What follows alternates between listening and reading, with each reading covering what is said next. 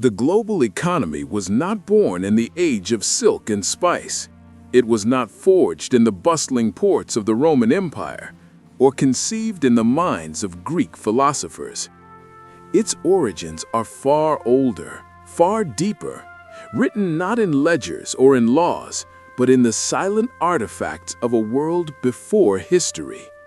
For nearly 1,000,000 years, the world of our ancestors was small.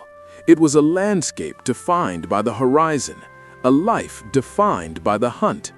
It was a tapestry of disconnected tribes, each self-sufficient, each largely alone. What force could possibly be powerful enough to shatter this primordial isolation? What was the first currency? What was the first long-distance trade? What was the first spark? The answer was not a need, but a desire, the timeless human impulse for the rare, the beautiful, and the powerful. This is the story of 3 such objects of desire, the first sparks of our global economy. A black volcanic glass, sharper than any steel, that created the first specialists and the first industrial hubs. A crimson jewel born from the perilous depths of the sea that became the first currency of status and forged the first chieftains of a continent. And a celestial blue stone, a fragment of the night sky that traveled thousands of miles from a single sacred mountain to fund the dawn of civilization itself. In this epic 3-part investigation, we will decode the story of these first sparks. We will follow the trail of these ghost commodities across roadless continents and open seas. We will uncover the prehistoric highways they traveled and reveal the modern scientific proof that allows us to map their impossible journeys. We will prove how this nascent trade did more than just move objects. It forged the very concepts that define our world. The first long-distance supply chains, the first specialized economies, the first evidence of wealth inequality, and the birth of the first elites. This is the story of humanity's oldest economic impulse, a journey back to the dawn of the economic mind, to witness.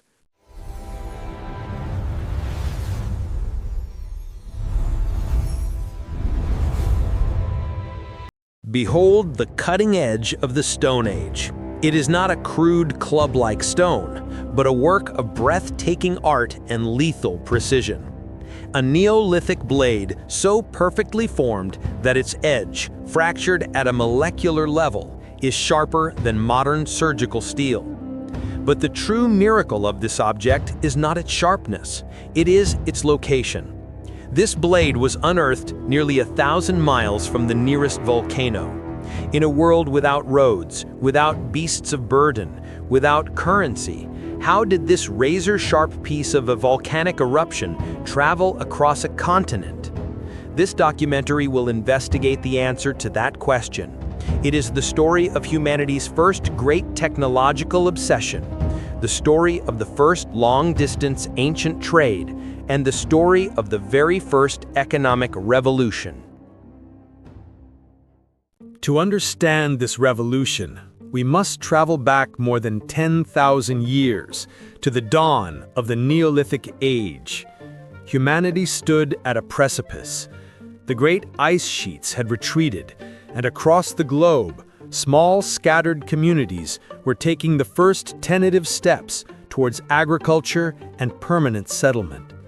Their world was small, defined by the horizon they could walk to and the resources they could gather.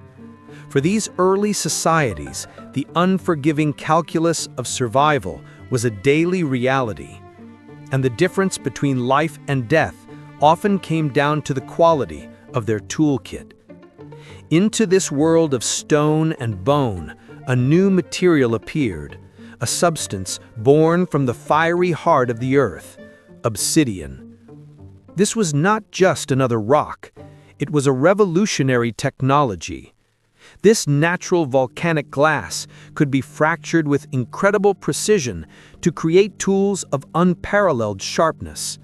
For hunting, for butchering, for defense, and for ritual, obsidian represented a quantum leap in capability.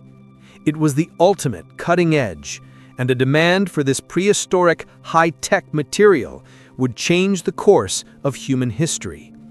It would force us to invent something entirely new, a long-distance economy. Our investigation will follow the journey of this remarkable material, tracing the invisible lines of connection that it forged across the prehistoric world. We will travel to the volcanic sources where this black glass was born and witness the rise of humanity's first specialists, the miners and master craftsmen who dedicated their lives to producing these perfect tools. We will journey along the prehistoric highways, the perilous, unwritten pathways on land and sea that formed the arteries of this nascent global trade. We will reveal the modern scientific techniques that act as a time machine, allowing archaeologists to read the invisible chemical fingerprints in the stone and map these ancient networks with stunning accuracy. Most profoundly, we will explore how the quest for this single resource shattered the self-sufficiency of local communities, forcing them into a web of mutual dependency. This was more than just swapping rocks. The obsidian trade sparked the very birth of economic specialization, created the first status symbols, and laid the first tentative blueprint for an interconnected human economy. This is the story of how the demand for a better tool gave birth to the modern world. To understand the first great economic boom, we must begin with its foundational resource, obsidian. It is a material of profound and beautiful contradictions. It is cool to the touch, yet born of the most extreme heat imaginable. It is brittle, yet created tools of unparalleled strength and sharpness. And while it appears simple, a black, lustrous glass, its internal chemistry holds a secret, a unique signature that allows us to follow its journey across the millennia.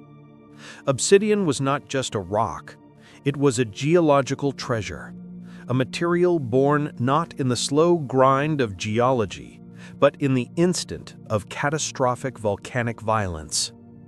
The creation of obsidian is a rare and specific geological event. It begins deep within the Earth's crust, with a type of magma rich in silica, the same fundamental component of sand and quartz. As this felsic magma erupts onto the surface as lava, a critical race against time begins. If this lava were to cool slowly, over thousands of years, the silica molecules would have time to arrange themselves into orderly crystalline structures, forming common rocks like granite. But the secret to obsidian is speed. When this silica-rich lava cools with extreme rapidity, often by flowing into a lake or an ice sheet, the molecules are frozen in place before they have a chance to crystallize. They are locked in a disordered, chaotic state. It is, in essence, a frozen liquid. This rapid, structureless cooling is what creates a natural glass, a substance that breaks not along flat, crystalline planes, but with a smooth, curved, and predictable pattern. This specific set of geological conditions means that obsidian is not found everywhere. Unlike flint or chert, which can form in sedimentary rock all over the world, obsidian sources are incredibly rare, tied exclusively to specific volcanic regions. These were not random hills. They were the primary resource nodes of the Neolithic economy, the fixed points on the map from which all trade would flow. In the ancient Near East, the most important sources were the volcanic cones of Anatolia in modern-day Turkey, such as Goluda and Bengal. In the Aegean, the small rugged island of Melos was the sole vital source for the entire region. Across the world, other key sources fueled other nascent economies. the islands of Lipari off Italy, the mountains of Hungary, and thousands of years later, the massive volcanic deposits that would power the empires of Mesoamerica. The fixed, rare nature of these sources is the fundamental economic principle of this story. If you wanted the best, you had to get it from a specific place. But how can we possibly know that a tiny arrowhead found in a village in southern Jordan came from a specific volcano in central Turkey, a journey of over 500 miles? The answer lies in the secret held within the glass itself, its geochemical fingerprint. Just as a human fingerprint is unique, the chemical signature of each volcanic eruption is a one-of-a-kind event.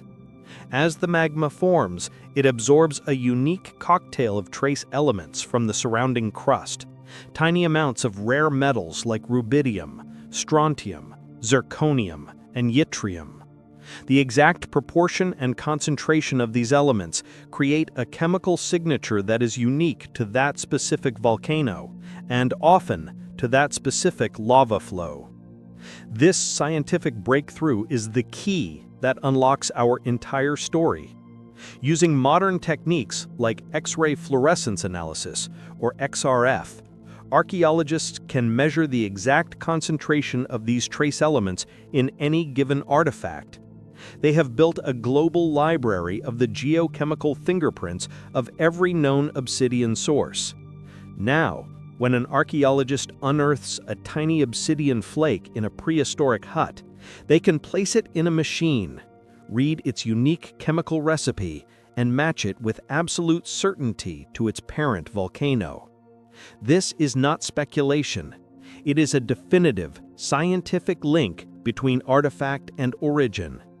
It is this technology that allows us to see the invisible, to draw the ghostly lines of the first great ancient trade routes across the silent landscape of prehistory, and to prove, beyond a doubt, the existence of the world's first interconnected economy. The demand that launched 1,000 prehistoric journeys was not born of aesthetics or luxury alone. It was driven by a fundamental technological necessity. In a world carved from stone, not all stone is equal. The men and women of the Neolithic age were practical, discerning engineers.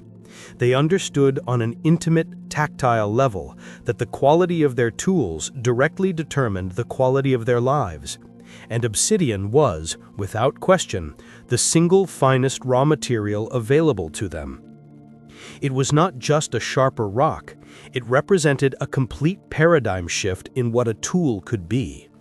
To a Neolithic hunter, the difference between a flint arrowhead and an obsidian one was the difference between a glancing wound and a clean kill. It was the difference between life and death. But what made it so special? The secret lies in its glassy, non-crystalline structure. The same rapid cooling that prevents crystals from forming also imbues obsidian with a remarkable property known to geologists as a conchoidal fracture. This is the key to its entire technological potential. When a crystalline rock like flint or quartz is struck, it breaks along its inherent crystal planes, making the fracture strong but also somewhat unpredictable. Obsidian, having no crystal structure, breaks differently. When struck with precision by a master toolmaker or napper, the force propagates through the material not in a jagged line, but in a smooth, curving, cone-shaped wave, exactly like a ripple spreading in a pond. This property is the secret to its perfection. It makes obsidian absolutely predictable. A master napper could control the fracture with breathtaking precision, peeling off long, thin, perfectly shaped blades with an almost magical ease. The result of this controlled fracture was an edge of almost unbelievable sharpness. Because it lacks a crystal structure, obsidian can be fractured down to a point that is, in essence, a single molecule thick. A well-made obsidian blade has a cutting edge that is orders of magnitude sharper than even the finest high-carbon steel razor. Modern laboratory tests using electron microscopes have confirmed this Stone Age truth. An obsidian edge can be up to 500 times sharper than a modern surgeon's steel scalpel. This is not hyperbole, it is a statement of physical fact. It is the sharpest cutting surface that can be created through simple mechanical means. The Neolithic peoples may not have understood the molecular science, but they understood the result. They had discovered a prehistoric scalpel, a material that could slice through hide, flesh, and sinew with an efficiency that must have seemed miraculous. This unparalleled sharpness translated directly into a massive leap in capability across every aspect of Neolithic life. In hunting, obsidian arrowheads and spear points were devastatingly effective. Their razor-sharp edges and needle-like points caused massive hemorrhaging and could penetrate deeper into an animal, ensuring a quicker, more reliable kill. This meant more food, less risk from wounded prey, and a more stable economy of subsistence. For butchering, obsidian blades were a revelation. They could skin an animal with surgical precision, minimizing damage to the valuable hide, and slice through meat and sinew with little effort, making the processing of a large kill faster and more efficient. This was a revolution in the household economy. This superior technology also had a darker application: warfare. An obsidian dagger or a spear tipped with a long leaf-shaped obsidian point was a terrifyingly effective weapon against human enemies. As societies grew and competed for resources, access to this superior military technology could provide a decisive, life-saving advantage. Beyond the brutal necessities of survival, its sharpness allowed for a new level of artistry and ritual. Delicate, precise tools could be made for carving wood, bone, and even for ritual scarification or surgery. The demand for obsidian, therefore, was not a simple preference. It was a non-negotiable requirement for any group that wanted to hunt more effectively, work more efficiently, fight more lethally, and create more beautifully than its neighbors. This powerful, universal demand was the fuel that would ignite the engine of ancient trade. The existence of a geographically fixed, technologically superior, and highly desirable resource creates an inevitable economic gravity. For millennia, the basic unit of human society had been the self-sufficient generalist.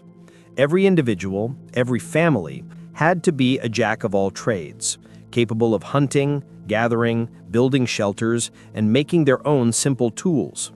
But the intense demand for obsidian shattered this ancient model. At the great volcanic sources, a new kind of human society began to emerge, and with it, a revolutionary concept: economic specialization. For the first time, individuals could dedicate their entire lives to a single craft, confident that the value of their specialized skill would allow them to trade for all their other needs. These were humanity's first full-time artisans and industrialists. The first of these new specialists were the miners. The archaeological evidence at major source sites like Dolu Dağı in Anatolia is staggering, painting a picture not of casual surface collection, but of organized, large-scale quarrying operations. We see vast fields of obsidian debris, landscapes literally reshaped by the industrial waste of a prehistoric industry. Archaeologists have unearthed extraction pits and trenches dug deep into the volcanic slopes to reach the highest quality unweathered glass. They have found the heavy, brutish tools of this labor: large, water-worn basalt stones used as massive hammers or mauls to break off huge chunks of the precious material. This was difficult, dangerous, and backbreaking work, requiring immense physical effort and a high degree of organization. It suggests a community effort, a group of people who spent their days not hunting or farming, but working the obsidian flows. Once the raw material was hewn from the earth, it passed into the hands of the second and perhaps more revered group of specialists, the master knappers. Flint knapping is a skill, obsidian napping is a high art.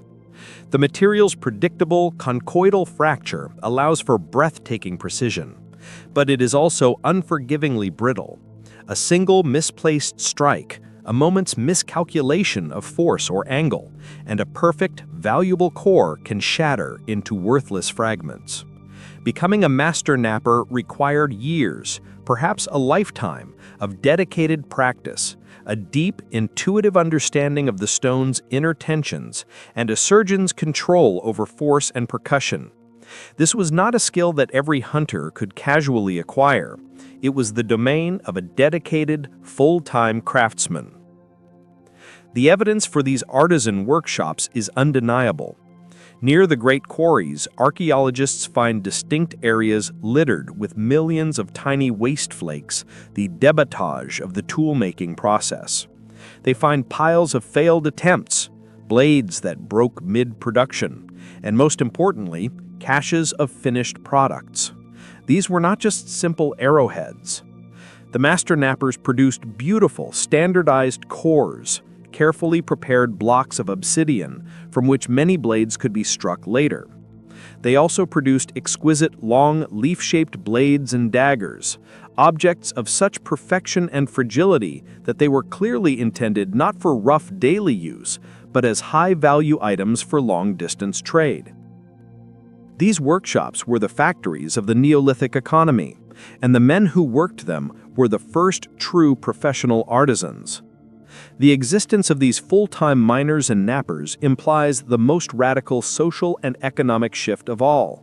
A man who spends his entire day quarrying stone or flaking blades is not growing his own grain or hunting his own gazelle. So how did he eat? The only possible answer is that the surrounding communities of farmers and hunters were now producing a surplus of food. They grew more grain and hunted more game than they needed for their own subsistence, and they used this surplus to trade with the specialists. In exchange for a steady supply of meat, hides, and grain, the specialists provided a steady supply of their unparalleled high-tech tools. This was a revolutionary break from the past. It was the end of absolute self-sufficiency and the beginning of an interconnected, specialized economy. It was the birth of a new social contract, a web of mutual dependency where one community's agricultural surplus supported another's industrial skill. This new societal model, born from the demand for a sharp black stone, was in many ways more transformative than the material itself. It was the blueprint for the complex, specialized societies that would eventually build the world's first cities. The specialists at the volcanic sources had mastered production. The communities far away held an intense demand, but between them lay the vast, untamed wilderness of the Neolithic world. The critical question remains, how did the obsidian get from A to B? In a world without the wheel, without paved roads, and without domesticated beasts of burden like the horse or the donkey, the movement of goods on this scale seems almost impossible. The answer lies in the creation of the world's first great supply chains, the prehistoric highways. These were not physical roads of stone, but well-trodden, invisible pathways of human connection, arteries of ancient trade that pulsed with the flow of this vital volcanic glass. Archaeologists have identified two primary models for how this trade was conducted, each representing a different level of social and economic complexity. The first, and perhaps earliest model, was one of direct procurement. This would have involved epic, long-distance expeditions undertaken by small, daring groups of people. A band of hunters from a village hundreds of miles from the source, desperate for the technological advantage of obsidian, would embark on a perilous journey that could last for weeks or even months. They would travel on foot, navigating by the stars, by the contours of the land, and by a deep, memorized knowledge of the landscape passed down through generations. They were the pioneers of long-distance travel, their journeys a testament to the immense value they placed on this material. After reaching the source, they would quarry their own obsidian, or, more likely, trade for it with the local specialists, and then begin the arduous trek home, carrying the heavy, precious stone on their backs. For communities located near the coast or on islands, a different kind of highway opened up: the sea. The obsidian source on the Aegean island of Melos is a perfect example. To access it, Neolithic sailors had to undertake dangerous open-water crossings in primitive boats, likely simple dugout canoes or vessels made from reeds. These were the world's first maritime traders, their voyages a high-risk, high-reward enterprise. The archaeological evidence is clear. Malian obsidian is found in Neolithic sites all across mainland Greece and Crete. Proof that these early mariners were a vital link in the supply chain, moving tons of the material across the sea. These early sea lanes were the first phase of the great Mediterranean trading networks that would one day be dominated by the Phoenicians and the Greeks. The second and more complex model of trade was a system known as down-the-line exchange. In this model, the obsidian was passed from one village to the next in a long chain of transactions. A village close to the source might acquire a large quantity of obsidian directly from the miners. They would keep what they needed and trade the surplus to their neighbors a little further away, likely in exchange for high-quality flint, exotic seashells, or food. This neighboring village would then do the same, trading their surplus to the next village down the line. With each step in the chain, the obsidian moved further from its source, and with each transaction, its value would have increased. A simple tool that was common and cheap at the source could become an object of immense prestige and value by the time it reached the end of the line hundreds of miles away.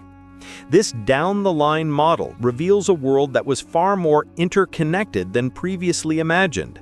It suggests a network of established social and economic relationships between different communities, a prehistoric economy built on the principles of reciprocity and exchange. The pathways of this trade were likely the same footpaths used for seasonal migrations, hunting expeditions, and social gatherings. Over centuries, these paths became the invisible infrastructure of a continental network, the first prehistoric highways.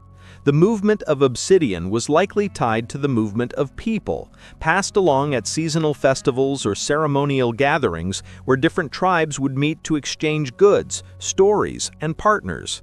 This was not just a supply chain, it was the birth of a social and economic fabric that tied disparate peoples together in a shared web of desire for a single, sharp, black stone.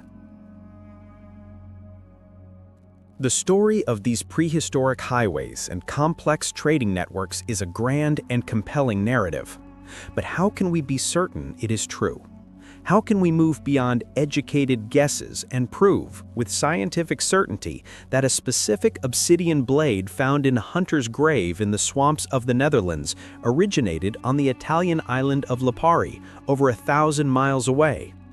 The answer lies not in traditional archaeology, not in the study of potsherds or building foundations, but in a powerful intersection of geology, physics, and chemistry. Modern science has given us a time machine, a way to read the invisible signature hidden within the stone itself. This is the science of sourcing, the irrefutable proof that underpins our entire understanding of the first global economy. As we established, every volcanic source of obsidian is geochemically unique. The specific cocktail of trace elements absorbed by the cooling lava, elements like zirconium, strontium, rubidium, and barium, creates a permanent, unalterable fingerprint. An obsidian flow in Anatolia will have a completely different ratio of these elements than one from the island of Melos or the mountains of Hungary. For decades, geologists and archaeologists have been painstakingly traveling the globe, collecting samples from every known prehistoric obsidian source.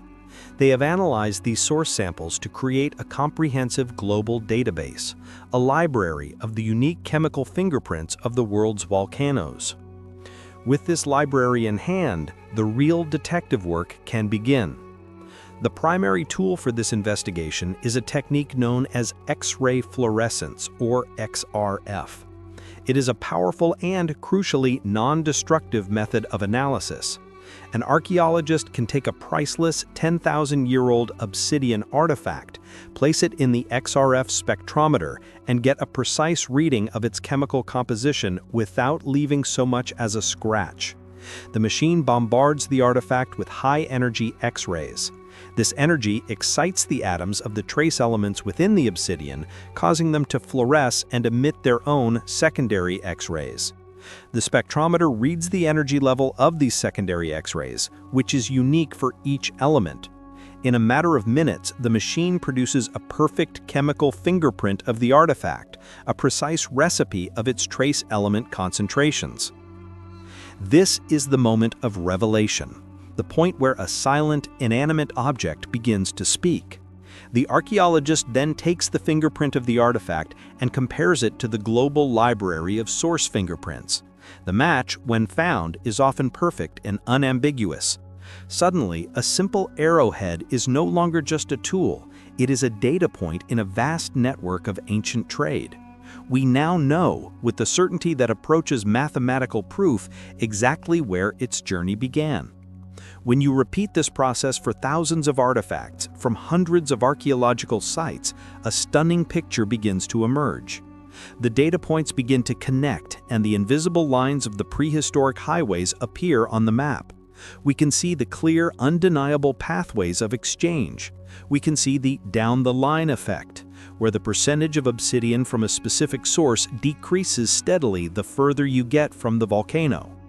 We can identify the territories of different trading networks, seeing where the obsidian from Anatolia meets the obsidian from the Aegean. We can even spot anomalies, like a single, high-quality dagger found hundreds of miles beyond its normal trade zone, hinting at a story of a particularly epic journey or a high-status gift. This scientific evidence transforms our understanding of the prehistoric world. It is no longer a collection of isolated primitive tribes. It is a dynamic, interconnected landscape bound together by the arteries of a surprisingly sophisticated prehistoric economy, all revealed by the faint, elemental glow of a volcanic fingerprint. The story of obsidian begins with the physics of a sharp edge. But its true impact on human history lies in the complex alchemy of human desire. Any object that is both incredibly useful and incredibly difficult to obtain is destined to become more than just a tool. It transforms. It begins to accumulate new layers of meaning, prestige, power, and sacredness. This was the ultimate destiny of obsidian. As it traveled along the prehistoric highways, its value shifted from the purely practical to the profoundly social. It became the world's first luxury good, a form of social currency used to define status, forge alliances, and create the very concept of wealth. This profound social shift marks the moment the obsidian trade began to shape not just how people lived, but how they lived with each other. The most compelling evidence for this transformation comes from the silent testimony of the dead. In Neolithic cemeteries across the Near East and Europe, archaeologists have unearthed a clear pattern of social differentiation. The graves of most individuals are simple, containing perhaps a few pottery vessels or bone tools. But the graves of a select few are astonishingly different. These elite individuals were buried with caches of magnificent obsidian artifacts, not crude, everyday blades, but dozens of perfectly matched, flawlessly crafted, and often completely unused spearheads and daggers. These were not the tools of a hunter, they were the treasure of a king. By placing this immense value in the ground, these societies were making a powerful statement. This material was so precious, so central to the deceased's identity and power in life, that it was essential for their status in the afterlife. This is the birth of wealth inequality. made visible in the archaeological record.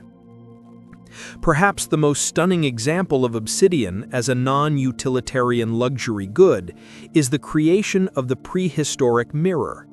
By painstakingly grinding and polishing a flat piece of the volcanic glass for hundreds of hours, Neolithic craftsmen could create a surface with a dark, smoky, and highly reflective sheen. In a world without polished metal or modern glass, an obsidian mirror was an object of pure magic. It was one of the only ways a human being could see their own face clearly. The possession of such an object would have conferred immense prestige. It was a tool not for survival, but for self-awareness, for ritual, and for demonstrating a level of wealth so great that one could afford to dedicate a priceless piece of high-tech material to the luxury of seeing oneself. These mirrors, found only in the richest of settlements and the most elite of burials, were the ultimate symbols of power in the Neolithic economy. The economic principle at play was simple.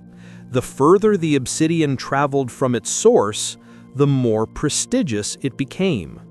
The immense labor, risk, and social connections required to move a fragile blade 1,000 miles on foot became embedded in the object's social value. A dagger that was a common, functional tool at a village near the volcano became an almost mythical artifact at the end of the trade line. To own it was to own a piece of the outside world, a tangible symbol of your community's reach and your personal power. It was a public declaration that you were a person of influence, someone with the connections to command the arteries of this vast and mysterious ancient trade. This calculus of prestige became a powerful engine for creating social hierarchies. In previously egalitarian societies, obsidian became a tool for ambitious individuals, the big men or early chieftains, to consolidate power. By controlling the local distribution of obsidian, a leader could reward his followers, create social debts, and build a network of obligation. The ability to give the gift of a fine obsidian blade was a political act, a way of binding the community to your authority. This control over a key resource and its strategic distribution was the very beginning of a political economy. The smooth black glass, once sought only for its sharp edge, was now being used to carve up society itself, creating the first divisions between the haves and the have-nots, and laying the foundations for the stratified, complex societies of the future.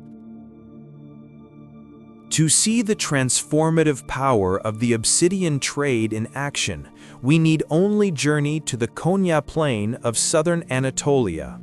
Here, rising from the flat, fertile landscape, is a mound, or hoyuk, that contains the remains of one of the most extraordinary settlements in human prehistory, Çatalhöyük. Flourishing over 9,000 years ago, this was not a simple village. It was a sprawling, densely packed proto-city, a human beehive housing up to 8,000 people. Its architecture was unique, a continuous block of mud brick houses with no streets or alleyways, accessed by ladders through openings in the rooftops. This massive, bustling community represents a new stage in social complexity, and the key to its economic life, the resource that powered its growth and defined its status, was obsidian. The very existence of Çatalhöyük as an obsidian hub presents a geographical puzzle. The settlement is located over 120 miles from the nearest major obsidian source in Cappadocia, a difficult journey across mountainous terrain. Yet from the moment of its excavation, archaeologists were stunned by the sheer quantity of obsidian found within its walls. It was not a rare, occasional import, it was ubiquitous. Almost every house contained obsidian tools, and the waste flakes from tool production littered the floors of ancient workshops. For decades, the connection was assumed, but now, thanks to the definitive proof of geochemical fingerprinting, we know for certain.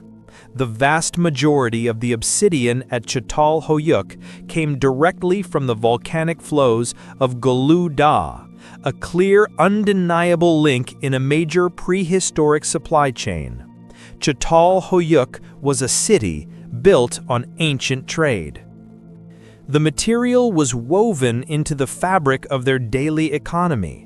The thousands of simple blades and scrapers found in domestic areas show that obsidian was the primary utility for a host of household tasks, from butchering animals and processing hides to carving wood and bone. The efficiency of these superior tools would have given the inhabitants a significant advantage in their daily struggle for subsistence, making life easier and more productive. The sheer volume of material suggests that the inhabitants were not just receiving finished tools, they were importing the raw material itself, likely in the form of prepared cores, and working it within the city. This points to a second, crucial layer of economic specialization. The specialists were not just at the volcanic source anymore. Within the crowded confines of Çatalhöyük itself, a new class of artisan had emerged, the urban napper.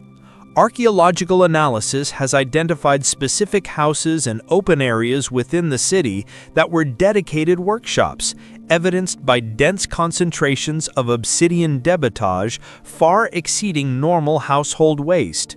These craftsmen would have acquired the raw cores from the long-distance traders and then transformed them into the finished blades, arrowheads, and scrapers needed by the thousands of inhabitants of the city.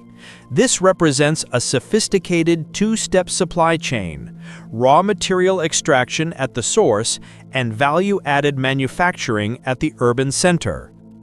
But the citizens of Çatalhöyük did not just value obsidian for its practical edge. They revered it as a substance of beauty, power, and ritual significance. It is here that we find some of the most breathtaking examples of obsidian as a luxury good. The craftsmen of Çatalhöyük produced objects of sublime artistry. Magnificent long serrated daggers with intricately carved bone handles, likely used for ceremony, not combat. And most famously, they created the magical obsidian mirrors. Found in the graves of what appeared to be high-status individuals, these mirrors were objects of immense social and ritual power. The evidence strongly suggests that Çatalhöyük was not just a consumer of obsidian, but a major center for the production and potential redistribution of these high-value luxury items, a hub at the very center of the prehistoric economy of prestige. Çatalhöyük therefore stands as the perfect case study of our thesis. It was a society that could not have existed in its complex form without the obsidian trade. Its inhabitants relied on a constant influx of this imported material for their tools, their weapons, and their most sacred luxury goods. Its internal economy was complex enough to support its own class of specialized artisans. Its social structure, with its elite burials rich in obsidian, was clearly shaped by the wealth and status that this trade generated.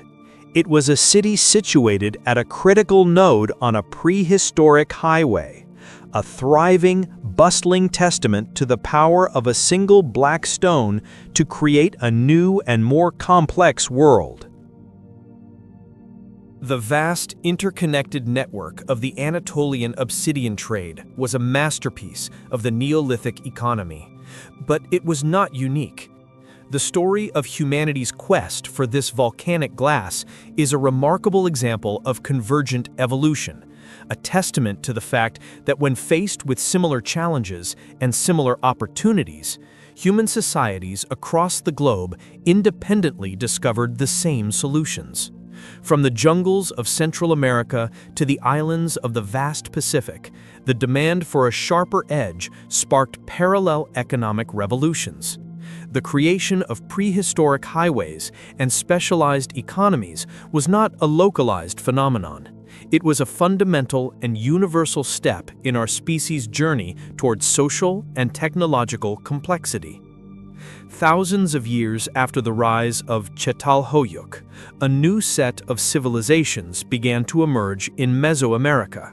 Here, in the volcanic heartland of modern-day Mexico and Guatemala, the Maya and later the Aztecs built their magnificent pyramids and sprawling cities.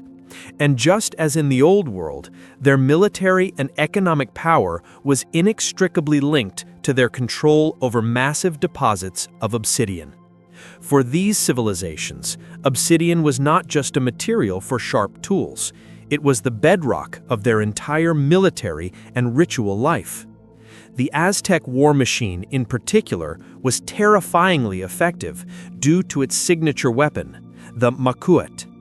This was not a sword of metal, but a heavy wooden club, its edges studded with razor-sharp prismatic obsidian blades. It was a weapon designed to slash and maim, capable of inflicting horrific wounds, and it was the direct product of their mastery of a vast obsidian ancient trade network. The science of geochemical fingerprinting has been just as revolutionary in Mesoamerica as in the Near East. Archaeologists have been able to map the sprawling supply chains with incredible precision. We can now trace the blades from a single Aztec temple back to their specific volcanic sources, such as the great quarries at Pachuca or Otumba. These maps reveal a complex, state-controlled economy. The Aztec Empire systematically conquered and controlled the major obsidian sources, transforming them into state-run industries. Tribute in the form of obsidian cores and finished blades flowed from the provinces to the imperial capital of Tenochtitlan. This obsidian was then used to equip their armies, to serve as the sacrificial knives for their priests, and to be worked by elite artisans into objects of stunning beauty. The control of the obsidian trade was not a peripheral business, it was a central pillar of Aztec imperial power. Half a world away, another, even more remarkable story of obsidian trade was unfolding across the vast expanse of the Pacific Ocean. Around 3,000 years ago, a seafaring people known as the Lapita culture began one of the greatest migrations in human history. In their magnificent outrigger canoes, they sailed out from the islands near New Guinea and spread across thousands of miles of open ocean, colonizing the remote archipelagos of the Solomon Islands, Vanuatu, Fiji, and Tonga. And as they traveled, they carried with them the tools and the traditions of their homeland. Critically, they also carried small, precious caches of obsidian. For the Lapita people, the obsidian sources were incredibly scarce, limited to just a few remote islands in their entire sphere of influence, most notably Talasay in New Britain.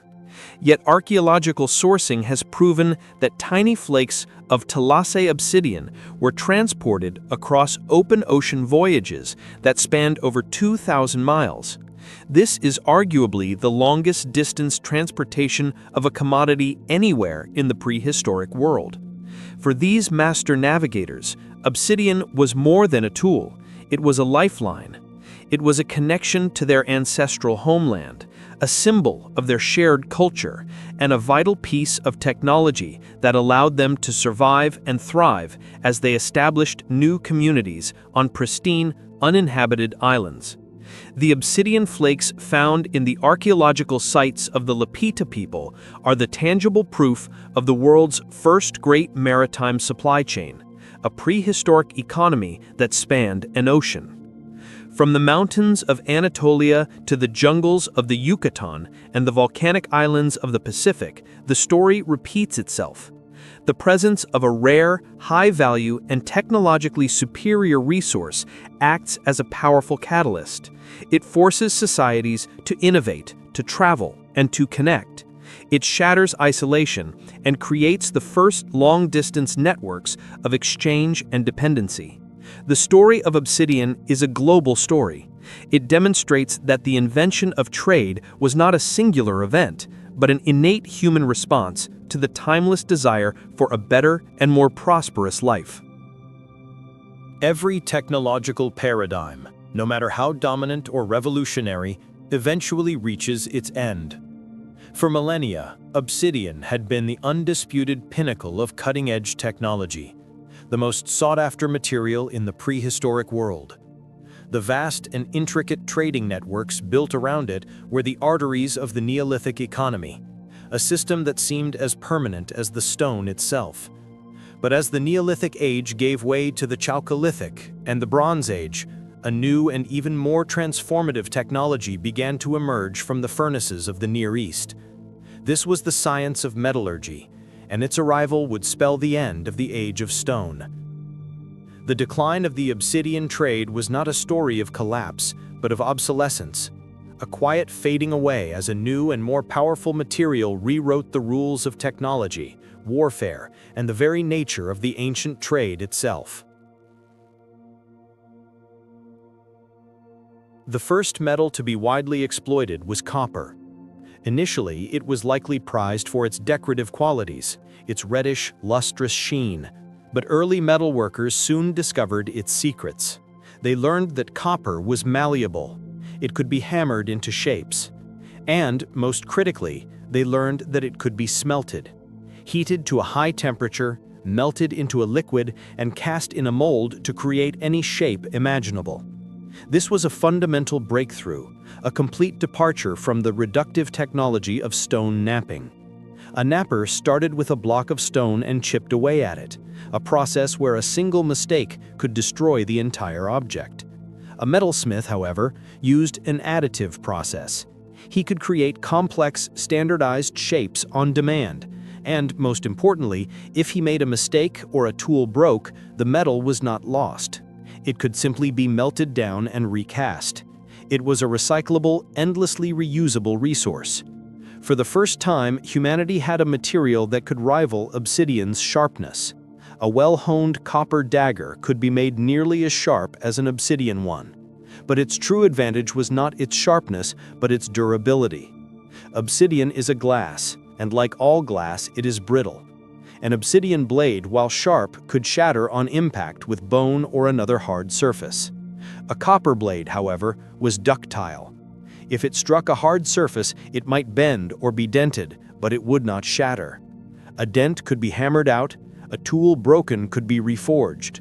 This durability made copper, and later its much harder alloy, bronze, a far superior material for the rough and tumble of warfare and heavy-duty work. A bronze sword could parry a blow without shattering. A bronze axe could chop down a tree far more effectively than a stone one. The economic consequences of this new technology were profound. The production of metal tools could be decentralized in a way that obsidian never could. While obsidian could only be found at a few rare volcanic sources, metal could be made almost anywhere. The raw material, copper and tin ore, still needed to be mined and traded, giving rise to new and even more complex networks of ancient trade. But the final manufacturing process, the smelting and casting, could be done by any community that possessed the two key technologies, the furnace and the mold. A local blacksmith could now produce tools that were nearly as effective as the ones that once had to be imported from hundreds of miles away. This shattered the natural monopoly of the old volcanic sources. The great prehistoric highways that had carried obsidian for thousands of years began to fall quiet. The demand for the black volcanic glass did not vanish overnight, but it plummeted. It was still used for certain specialized tasks and for ritual objects, but its role as the dominant, essential high-tech material was over. The great quarries of Anatolia slowed their production. The master knappers, whose skills had once been the pinnacle of industry, found their craft increasingly obsolete. The settlements like Çatalhöyük, whose economies had been so deeply intertwined with the obsidian trade, either adapted to the new economy of metals or faded into obscurity. The Bronze Age had arrived, and with it a new economic order. The world was no longer powered by sharp, black glass, but by the gleaming, durable, and endlessly versatile power of metal. The Age of Stone had come to its quiet and inevitable end. Our investigation began with the mystery of a single, impossibly sharp obsidian blade found 1,000 miles from its volcanic home. We sought to understand how and why this object undertook such an epic journey in a world before the wheel. Having traced its path from the fiery heart of a volcano through the hands of the first industrial specialists and along the invisible pathways of prehistoric highways, the evidence compels a clear verdict. The quest for obsidian was the catalyst for humanity's first great economic revolution. The ancient trade in this volcanic glass was not merely an exchange of goods. It was the force that shattered the isolation of prehistoric communities and sparked the very concepts of a networked economy, long-distance supply chains, and specialized labor. We have established that the unique geological properties of obsidian gave it a decisive technological advantage. Its conchoidal fracture allowed for the creation of blades with a sharpness that would not be surpassed until the modern era. This unparalleled utility created an intense and widespread demand, a powerful gravitational pull that reshaped the human landscape. Our investigation has proven, through the definitive science of geochemical fingerprinting, that this demand was met by a vast and sophisticated network of trade. We have mapped the prehistoric highways, the arteries of exchange that stretched for hundreds, even thousands of miles across continents and open seas. This was not random, occasional contact. It was a structured, sustained, and economically vital system of exchange, the first true global economy. Crucially, we have shown that this trade network did more than just move a material. It fundamentally reshaped human society. At the volcanic sources, it gave birth to economic specialization. For the first time, communities of full-time miners and master knappers could emerge, trading their unique skills and products for the subsistence goods they needed to survive. This division of labor was a radical departure from the self-sufficiency of the past and a critical step towards social complexity. Furthermore, as obsidian traveled further from its source, its value transformed. We have seen how it evolved from a practical tool into the world's first luxury good and status symbol. The control of its distribution became a tool for creating social hierarchies, for building political power, and for defining the very concept of wealth. The obsidian trade, therefore, was not just an economic activity, it was a social one. An engine that carved out the first lines of inequality and leadership within previously egalitarian societies. Therefore, the final conclusion of our investigation is this: the obsidian trade was the blueprint for the modern world. The fundamental principles that drive our own complex global economy, the pursuit of superior technology, the establishment of intricate supply chains to move resources from source to consumer, the specialization of labor, and the creation of value through social desire were not invented in the Industrial Revolution or the Age of Sail. They were born in the Stone Age. The obsidian trade was the first draft, the proof of concept, that demonstrated the immense power of an interconnected and interdependent human society. The journey of this sharp, black glass was humanity's first great step away from local isolation and towards a truly global existence. The age of obsidian eventually gave way to the age of metal. The great prehistoric highways, once pulsating with the movement of this precious glass, slowly faded as new materials and new technologies created new economic realities. But the end of the trade does not diminish its profound legacy. The innovations sparked by the quest for obsidian were not written in stone, but in the very fabric of human society. The physical highways may have vanished, but the patterns of behavior they created, the instinct for connection, the drive for specialization, and the logic of a networked world have echoed through all of subsequent human history. The story of obsidian reveals one of the most fundamental truths about our species. We are, and have always been, driven by the relentless pursuit of a better tool. This pursuit is what shattered the isolation of the prehistoric world. The demand for a sharper edge was a force powerful enough to compel humans to cross mountains, to brave open seas, and to forge relationships with distant, unknown peoples. It proves that globalization is not a modern phenomenon. It is an ancient instinct, an impulse for connection and exchange that is hardwired into our collective DNA. The obsidian trade was the first great expression of this impulse, the moment humanity chose interdependence over isolation. This web of interdependence was the essential blueprint for civilization itself. The great cities of Mesopotamia and Egypt could not have arisen from a world of self-sufficient generalists. They required a pre-existing social and economic software, a system where farmers could produce surplus food to feed specialist craftsmen, where raw materials could be moved from distant sources to urban centers, and where different communities understood the principles of exchange and reciprocity. The obsidian trade was the grand beta test for this new operating system. It created the social scaffolding and the economic logic upon which the first true civilizations would later be built. The principles learned on the prehistoric highways of supply chains, specialized labor, and long-distance markets were the very principles that would one day build the pyramids. Today, we live in a world defined by networks of almost unimaginable speed and complexity. We look at the global supply chains that deliver our smartphones, the undersea cables that carry our data, and the flight paths that connect our continents, and we see them as triumphs of modernity. But they are all just the newest, fastest, and most intricate expressions of a desire that was born in the Stone Age. The echoes of those prehistoric highways can still be heard in the hum of our interconnected world. The journey of humanity from small, isolated bands to a globally integrated civilization began with a single audacious idea: that the sharpest edge, the best technology, was worth walking 1,000 miles for.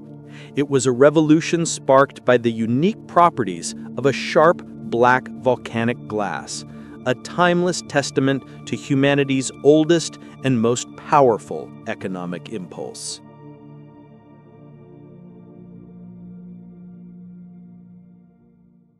We are in the heart of Germany, at a 7,000-year-old Neolithic grave site, 1,000 miles from the nearest sea. The skeleton belongs to a high-status woman, a chieftainess or a shaman, buried with the symbols of her power. Among the simple beads of bone and polished stone, there is something else, something alien. A series of large, magnificent, polished discs and bracelets. Their surfaces are beautiful, almost living, swirl of cream and deep crimson. They are the shells of Spondylus gideropus, the thorny oyster. And their natural home is not the cold rivers of Europe, but the warm, deep waters of the distant Aegean Sea. How did this crimson gold make an impossible journey across a roadless, unmapped continent to be buried with a Stone Age matriarch? This is the story of Europe's first great luxury trade, and the mystery of how the desire for a single, beautiful shell forged a new world. To understand this story, we must travel back to the dawn of a new Europe, around 6000 BC. The last vestiges of the Ice Age are gone, and a revolutionary new technology, agriculture, is spreading across the continent. This is a world of small, isolated, and largely self-sufficient farming villages, a patchwork of disparate cultures, their worlds often ending at the edge of the forest. Into this fragmented landscape, a strange and exotic new commodity appears, an object with no practical utility, but one that held an immense and powerful allure. It was an object of pure symbolic value. This documentary will investigate the great spondylus trade as Europe's first internet, the continent's first great long-distance network that physically and culturally connected the warm, maritime south with the dark, forested heartland of the north. We will argue that this was the very first chapter in the long history of the European economy, a system born not from a need for tools or food, but from the fundamental human desire for beauty, for status, and for the exotic. Our investigation will follow the trail of this crimson gold from its source to its final resting place. We will ask, why this particular shell? What made it the foundational status symbol of a continent? We will journey to the shores of the Aegean to uncover the secrets of its perilous harvest and the story of the world's first and most daring specialist divers. We will chart the prehistoric highways, the great river valleys, along which this precious commodity was traded, its value increasing exponentially with every mile it traveled north. Most importantly, we will reveal how this very first European ancient trade network acted as a powerful engine of social change. We will show how the control of this trade created the very concepts of personal wealth and elite power, giving rise to the first big men and chieftains of old Europe. This is not just the story of a seashell. It is the story of the birth of the European economy, the creation of the first trade routes that would one day become the arteries of a continent, and the tale of how the simple human love for a beautiful object was a force powerful enough to forge a new world. In the quiet, earthy world of Neolithic Europe, a world of wood, stone, and bone, the arrival of a spondylus shell must have been an event of pure, breathtaking magic. To understand the immense power of this object, we must first unlearn our modern notions of value. This was an economy not of gold, but of meaning. The spondylus shell had no practical use. It could not fell a tree, till the soil, or kill a boar. Its value was entirely symbolic, a potent and complex cocktail of beauty, rarity, and a deep, mythological connection to a world that most of its owners had never seen. This was Europe's first jewel, and the desire it inspired was the spark that would ignite the continent's first great network of ancient trade. The source of this desire was the object itself. Spondylus gideropus, the thorny oyster, is a bivalve mollusk, but it is unlike the humble clams and mussels of the riverbed. It is a creature of substance and character. The shell is large, heavy, and robust, with a distinctive Borland socket hinge that gives it a sense of permanence and strength. But its most striking feature is its color. The exterior is often a creamy porcelain white, but it is frequently flushed with a magnificent, deep, reddish-pink or orange-crimson hue. This was not the dull brown of the forest floor or the simple gray of flint. This was a vibrant, living color, a splash of the exotic that would have been utterly alien and captivating to the inland farmer. This powerful visual appeal was magnified by its profound exoticism. For the inhabitants of the linear pottery culture in Germany or the Vinca culture in the Balkans, their world was the forest, the river valley, and the plain. The sea was a distant, abstract concept, a mythical place at the world's edge. The spondylus shell was a physical fragment of that mythical world. It was a tangible piece of the unknown, an object that had completed an immense and mysterious journey. To hold, it was to hold a connection to the very source of life, to the great, powerful waters that lay beyond the horizon. Its spines, often worn down or polished off, would have only added to its mystique, a hint of a strange and perhaps dangerous creature from a supernatural realm. Its immense value was, in part, the value of the journey itself, a concept at the very heart of the prestige goods economy. The color crimson was, in itself, a source of immense power. Across countless human cultures, red is the color of life and death, of blood and fertility, of passion and danger. It is a color that demands attention, a color that speaks of power. In a world of muted earth tones, an individual adorned with a large, polished, crimson spondylus ornament would have been instantly set apart. It was a beacon of status, a declaration of importance that required no language to understand. The shell's natural coloration tapped into a deep and pre-existing symbolic vocabulary, making it the perfect, universal signifier of elite status.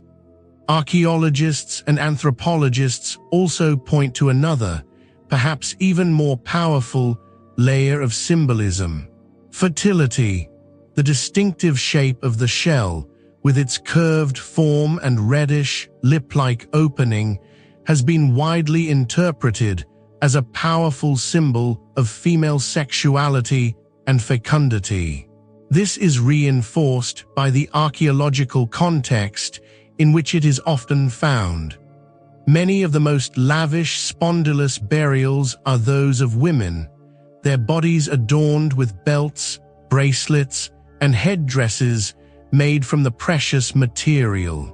In a society of early farmers, for whom the fertility of their crops, their livestock, and their own people was the single most important determinant of survival, an object so powerfully linked to the concept of life-giving power would have been a sacred and invaluable talisman.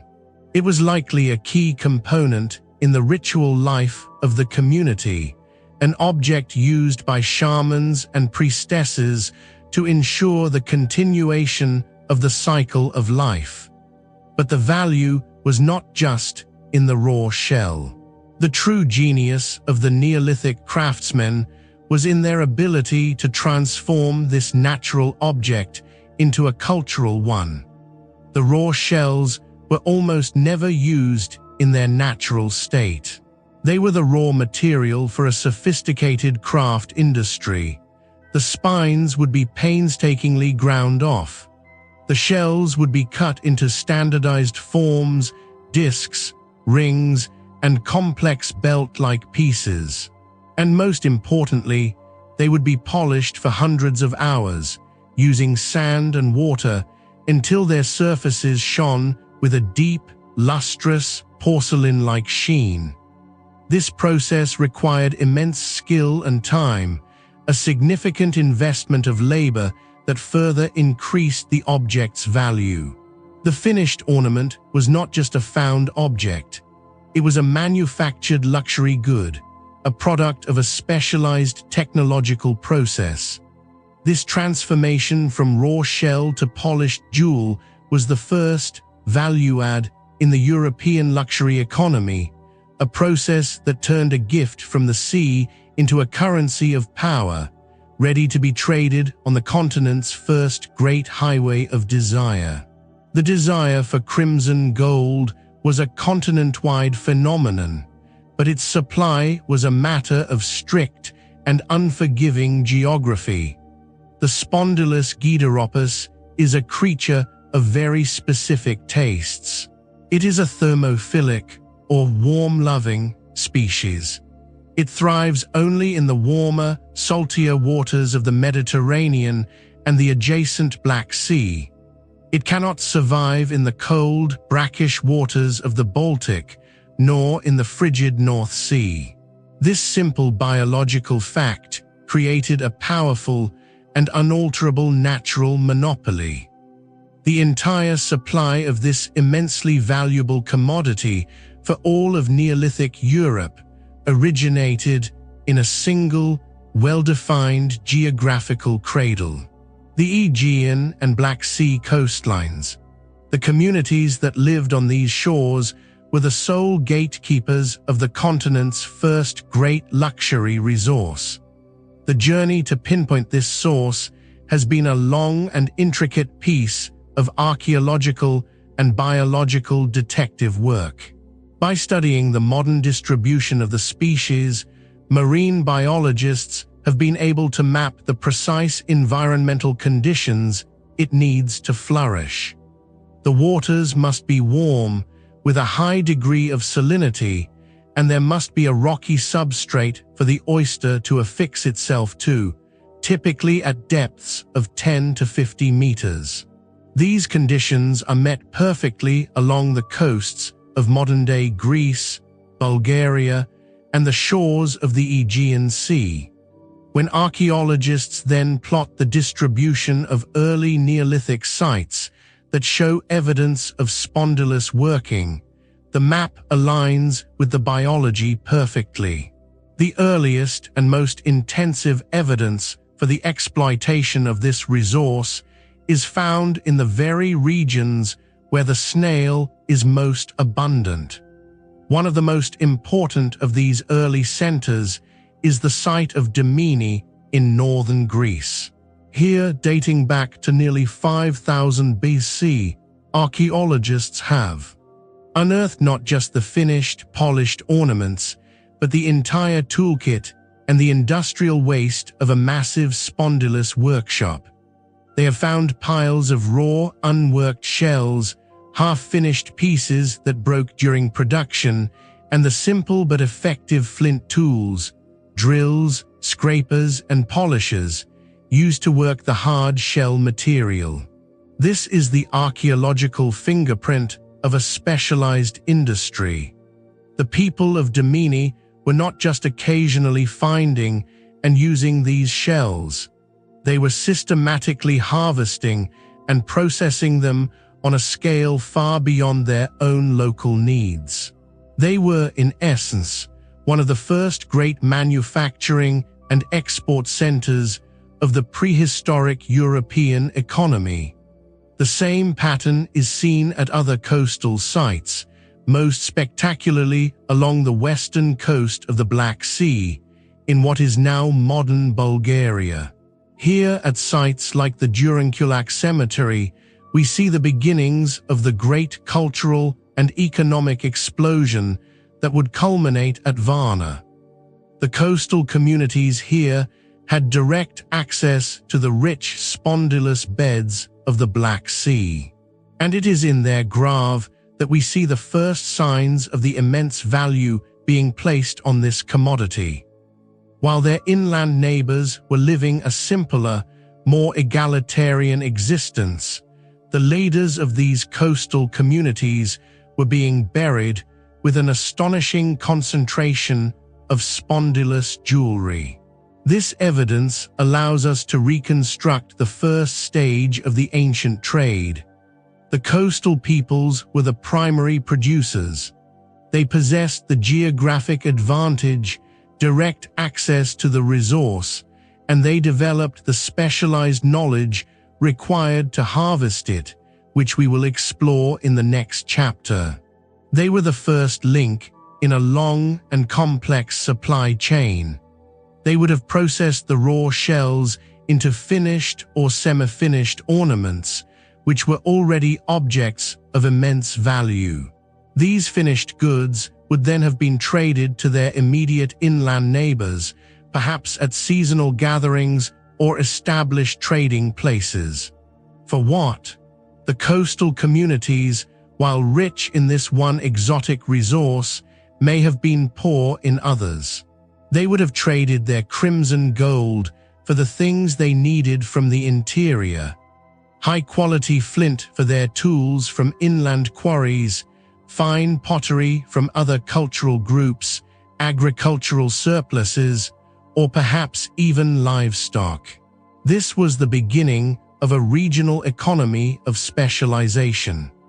The coastal communities specialized in the production of a high-value luxury good, while the inland communities specialized in the production of utilitarian goods and foodstuffs. This initial exchange was the spark that lit the fuse of the great transcontinental network. The first inland group that received the spondylus ornaments would keep some for their own elite, but would then trade the surplus on to the next group further inland, and so on and so on. The Aegean and Black Sea coasts were the cradle, the source point from which the entire network radiated. The people who lived here were the founders of Europe's first great luxury trade, the original gatekeepers who controlled the continent's supply of crimson gold. The coastal communities of the Aegean had access to the source of Europe's crimson gold, but this treasure was not a gift that the sea simply washed ashore. Unlike amber, which could be collected from the beach after a storm, the spondylus gideropus lives its adult life firmly cemented to the rocky seabed, often at considerable depths. To acquire this shell in the quantities needed for a continent-spanning trade network required a terrifying and perilous act, a journey into the alien underwater world. The harvesting of spondylus was not a casual act of beachcombing. It was a dangerous and highly specialized profession, an enterprise that likely gave rise to the world's first true class of high-risk specialists, the Neolithic freediver. The immense value of the shell was, in large part, a direct reflection of the immense danger of its acquisition. The spondylus oyster thrives in the calmer waters below the violent surge of the surf zone, typically at depths ranging from 10 to as deep as 50 meters, or 165 feet. For a Neolithic human, equipped with no breathing apparatus, no fins, and no wetsuit, a journey to these depths was a journey to the absolute limits of human endurance. We must imagine the scene. The diver would have been a man or woman of incredible physical fitness and lung capacity, their body honed by a lifetime of this specific, demanding work.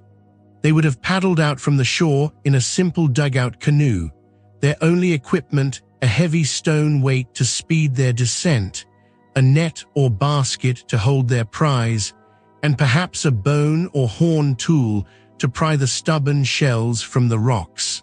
The descent itself would have been a plunge into a world of crushing pressure and growing darkness.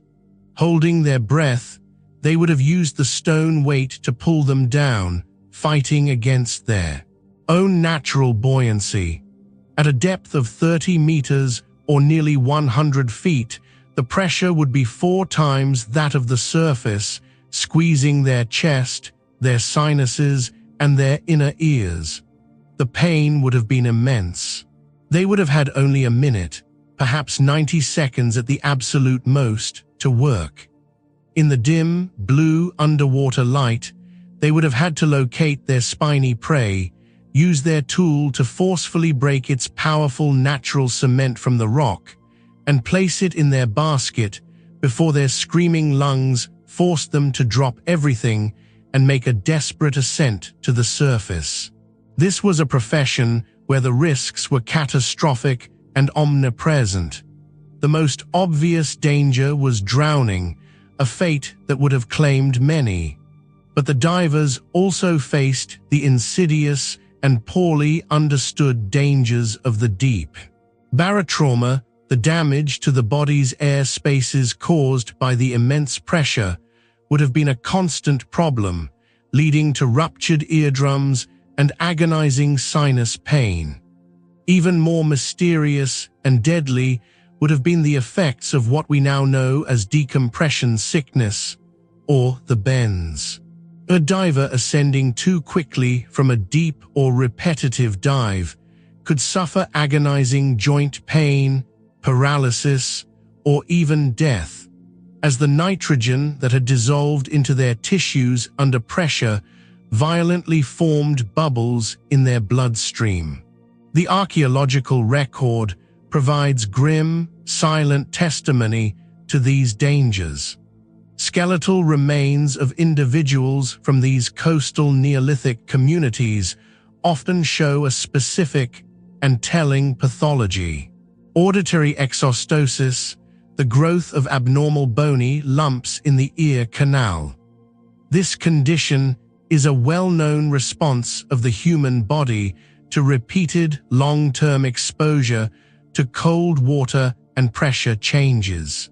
It is, in the modern world, commonly known as surfer's ear or diver's ear. To find this condition in the skeletons of Neolithic people from these specific coastal sites is the smoking gun, the undeniable proof that they were, in fact, professional, habitual divers, their very bones reshaped by the rigors of their unique and perilous occupation.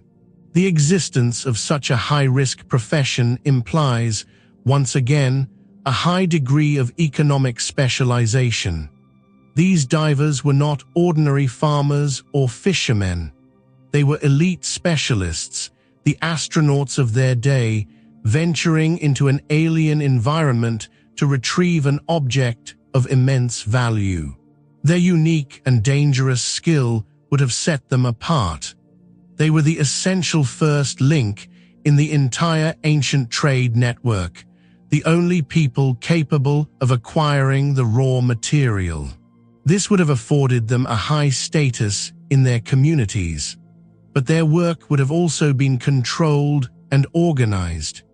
It is likely that these divers operated under the patronage of a powerful chieftain or a village elder who would have financed their expeditions and managed the subsequent trade of the shells they brought back.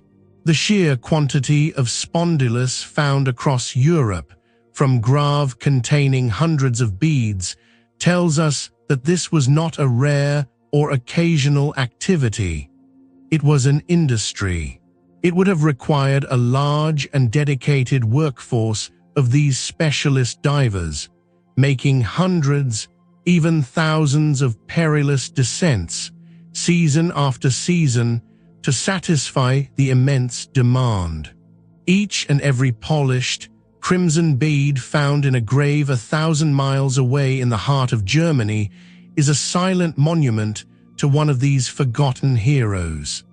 Its immense value was not just in its color or its shape, but in the human courage and the lungful of air that was risked to bring it up from the darkness of the deep.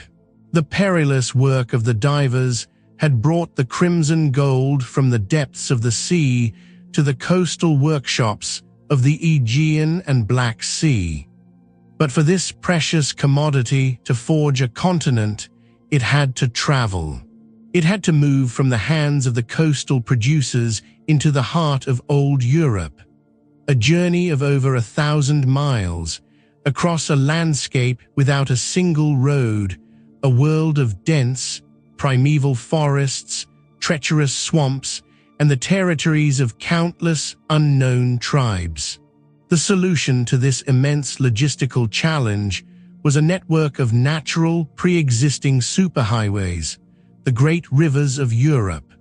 The Danube, the Rhine, the Elbe, these mighty arteries of water became the conduits for the first great continental trade, the pathways along which the spondylus shell would travel, its value growing with every mile, in a complex, step-by-step system of exchange.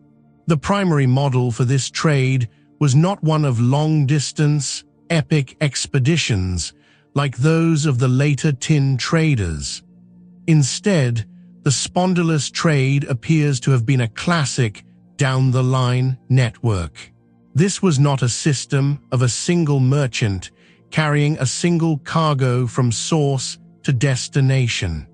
It was a chain of many individual transactions. A coastal group would trade a surplus of their shells to their immediate inland neighbors. This first inland group would keep the best pieces for their own elites and then trade the rest on to the next village further up the river valley. This next village would do the same, and so on, in a long cascading chain of exchanges that passed the valuable commodity from hand to hand, from village to village, deep into the heart of the continent. This system had a profound economic effect. With every step in the chain, the value of the spondylus would have increased exponentially. An ornament that was relatively common and accessible in a coastal village in Greece would become an object of almost unimaginable rarity and prestige by the time it reached a farming community in the Paris basin. Its value was a direct function of the social and geographical distance it had traveled. This increasing value was the very engine that kept the trade moving. Each group in the chain had a powerful economic incentive to acquire more shells than they needed for their own use.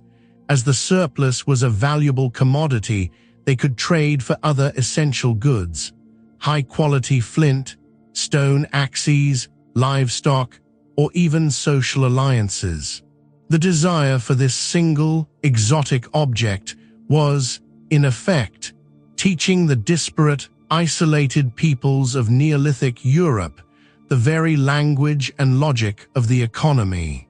The Great Danube River was the central superhighway of this entire network. Rising in the Black Forest of Germany and flowing for nearly 2,000 miles to the Black Sea, the Danube was the great artery that connected Eastern and Central Europe. Communities living along its banks were perfectly positioned to become the key middlemen in this trade. A village on the lower Danube, near the Black Sea coast, could acquire the shells directly from the producing cultures. They would then use their simple dugout canoes to transport the goods upstream, trading them with villages in modern-day Serbia and Hungary. These villages, in turn, would trade them further upriver, eventually connecting to other river systems like the Rhine, which would carry the shells into Germany and France. The Danube was the spine of a continental trade network, its tributaries the branching nerves that carried this precious cargo to the furthest reaches of the continent. The archaeological evidence for these riverine routes is clear and undeniable. When archaeologists plot the find sites of spondylus artifacts on a map, they do not appear randomly. They form distinct, linear patterns that align with astonishing precision to the major river valleys of Europe. The densest concentrations are found along the Danube and its tributaries. This is not a coincidence. It is the physical, archaeological footprint of the great prehistoric highways. The rivers were the pathways of least resistance, the natural conduits for the flow of people, ideas, and, above all, valuable goods. This down-the-line system was more than just an economic network. It was a social one. The exchange of these high-status shells was likely not a simple marketplace transaction. It was probably embedded in complex social rituals. The exchange of gifts between chieftains to forge an alliance, the payment of a bride price to seal a marriage, or a centerpiece of great, seasonal, intertribal gatherings. The shells were the physical tokens that bound these disparate societies together, creating a shared system of value, a shared understanding of prestige, and a shared, interconnected cultural world for the first time. The great rivers, for so long barriers that divided the landscape, were being transformed by the logic of trade into the very arteries that gave birth to a connected Europe. The spondylus trade did more than just connect the disparate peoples of Neolithic Europe. It fundamentally and irrevocably transformed their societies. For millennia, the world of the first European farmers had been a largely egalitarian one.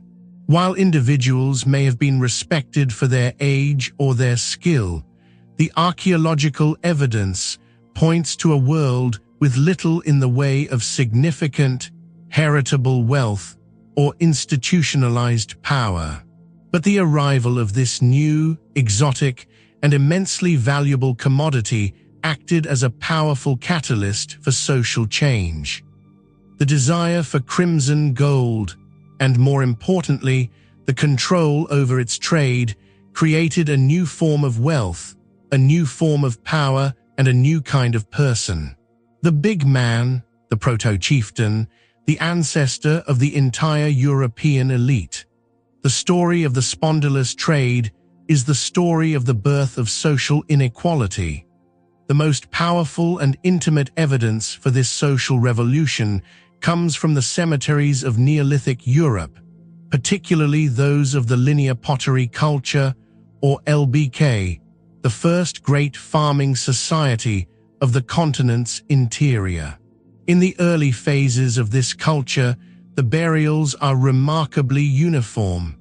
Individuals are buried with simple grave goods, a pot, a stone axe, with little to distinguish one from another. But in the later phases, as the spondylus trade reaches its peak, a dramatic new pattern emerges.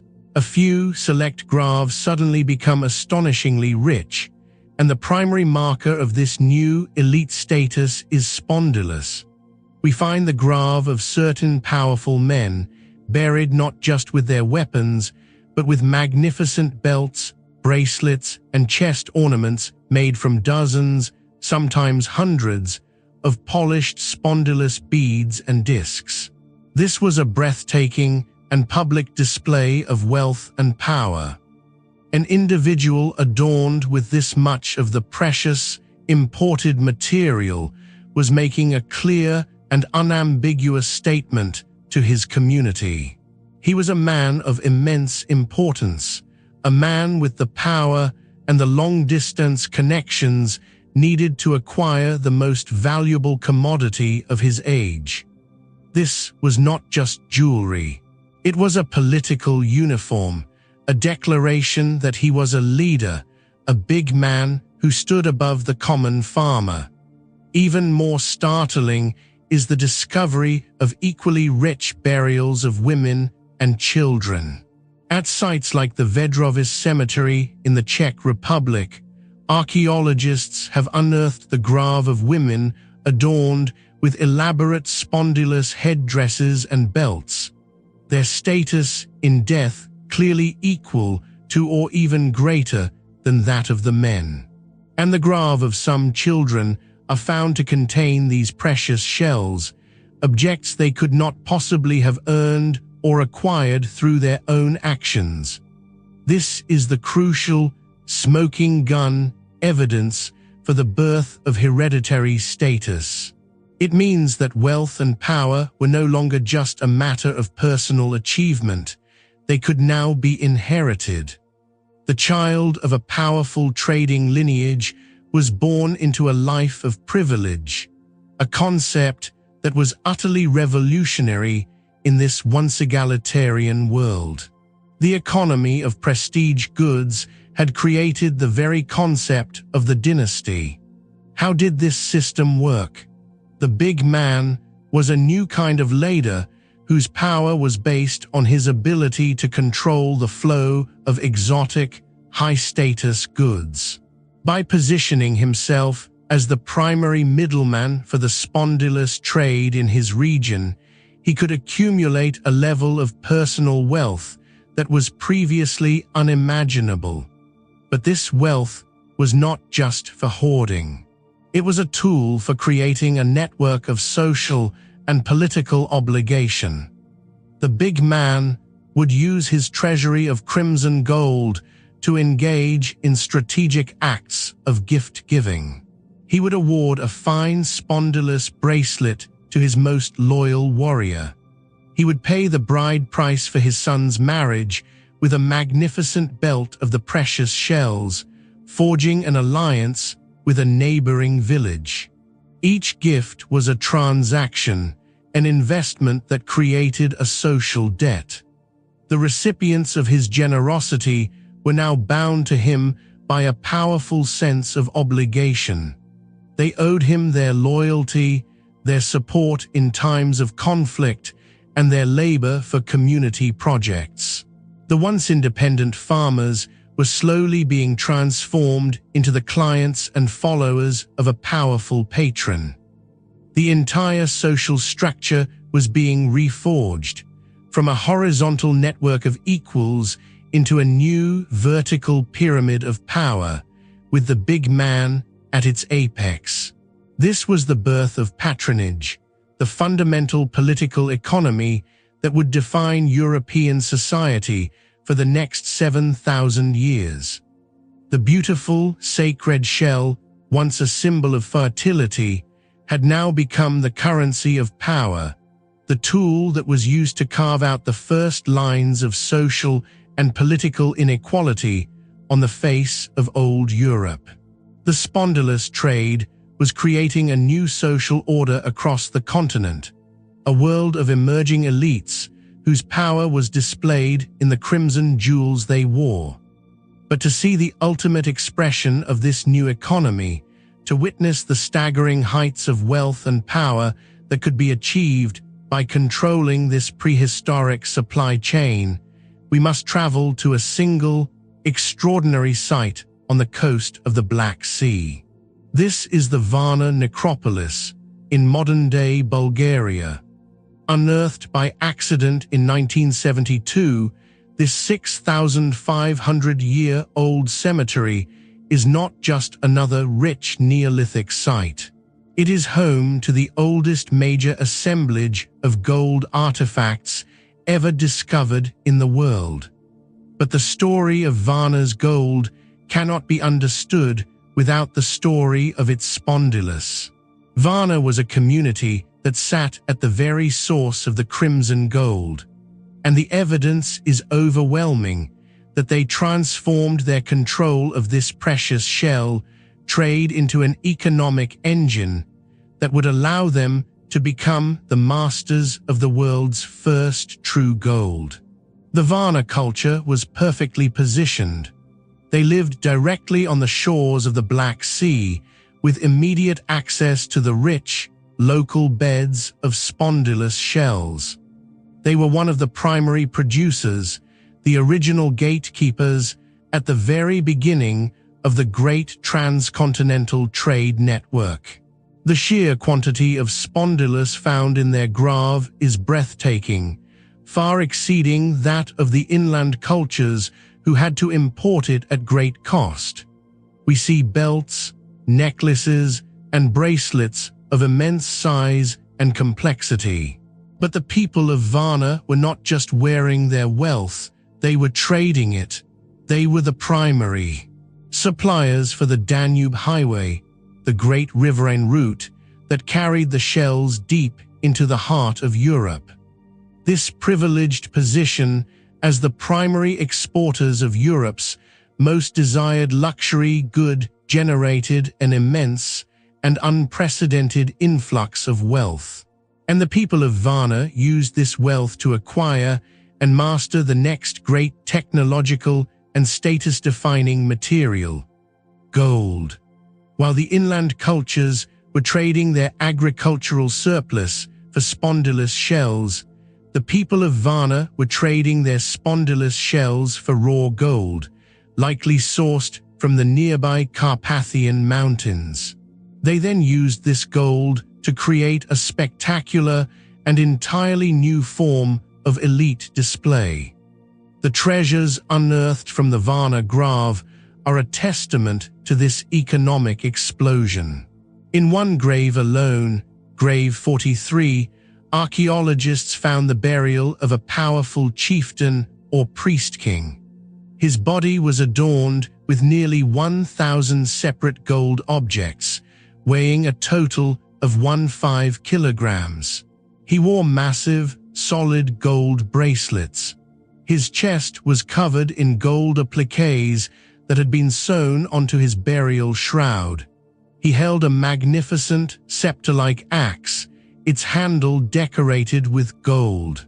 And most strikingly, a golden penis sheath covered his groin, a potent symbol of virility and power. This was not just jewelry, it was a complete suit of pure, glittering gold, a display of wealth so far beyond anything seen before in the prehistoric world that it defies imagination. This was the richest man on Earth in 4500 BC. What is the connection to the spondylus trade? The link is direct and undeniable. The very same elite grave that contain this world-changing hoard of gold also contain the symbols of the trade that paid for it. Vast quantities of spondylus shell ornaments. The chieftain in grave 43, for all his gold, was also buried with precious shell jewelry. This shows that the two materials were seen as complementary, perhaps even equivalent, forms of high-status wealth. But more importantly, it strongly suggests a causal link. The Varna culture was not built on a gold mine, it was built on a spondylus mine. They were the masters of the crimson gold economy, and they leveraged that mastery to become the first great masters of the yellow gold economy. Varna, therefore, represents the zenith of the spondylus phenomenon. It was a society that had transformed its geographical good fortune into a powerful, wealth-generating engine. They controlled the source of a high-demand commodity. They likely managed its production and the first stages of its export. And they used the immense profits to create a society of stunning sophistication and unprecedented social stratification. The Varna chieftains were not just big men, they were true kings, their power displayed in a glittering new medium that the world had never seen before. The story of Varna is a perfect microcosm of the power of ancient trade. It shows how the control of a single, desirable commodity can lead to an explosion of wealth, the adoption of new technologies, and the creation of a powerful and deeply hierarchical social order. The world's oldest gold treasure is, in the end, a direct consequence of the world's first great luxury shell trade. The crimson gold of the sea had been alchemically transformed into the yellow gold of the earth. The story of the spondylus trade, a vast, continent-spanning network connecting the Aegean to Germany, is a grand and almost unbelievable narrative. For decades, it was a theory, a compelling explanation built upon the simple, visual evidence of finding seashells 1,000 miles from the sea. But in the world of modern archaeology, a compelling theory is not enough. We need proof. How can we be absolutely certain that a specific spondylus bead found in a 7,000-year-old grave in the forests of central Germany did not come from some long-extinct fossil deposit or a now-vanished Black Sea colony, but that it actually began its life in the warm waters of the Aegean Sea? The answer lies not in the shape or the style of the artifact, but hidden deep within its very atomic structure. Modern science has given us a tool to read this hidden signature, a geochemical passport that allows us to trace the journey of these shells with stunning, irrefutable precision. The key to this scientific detective story is the element strontium. Strontium is a common element found in rocks, soil, and most importantly, in water. As rivers flow over different geological formations, they pick up a unique and specific signature of strontium isotopes. An isotope is a variant of a chemical element with a different number of neutrons in its nucleus. The ratio of two of these isotopes, strontium-87 and strontium-86, varies predictably from one geological region to another. The rivers flowing over the ancient, crystalline rocks of the Balkan Mountains will have a different strontium isotope ratio than the rivers flowing through the younger, volcanic soils of Italy. This means that every major body of water on Earth, every sea, every ocean, has its own unique, measurable strontium fingerprint. This is where the biology of the spondylus shell becomes a perfect scientific tool. As the thorny oyster grows, it builds its hard, calcium carbonate shell by absorbing minerals directly from the seawater around it, including strontium.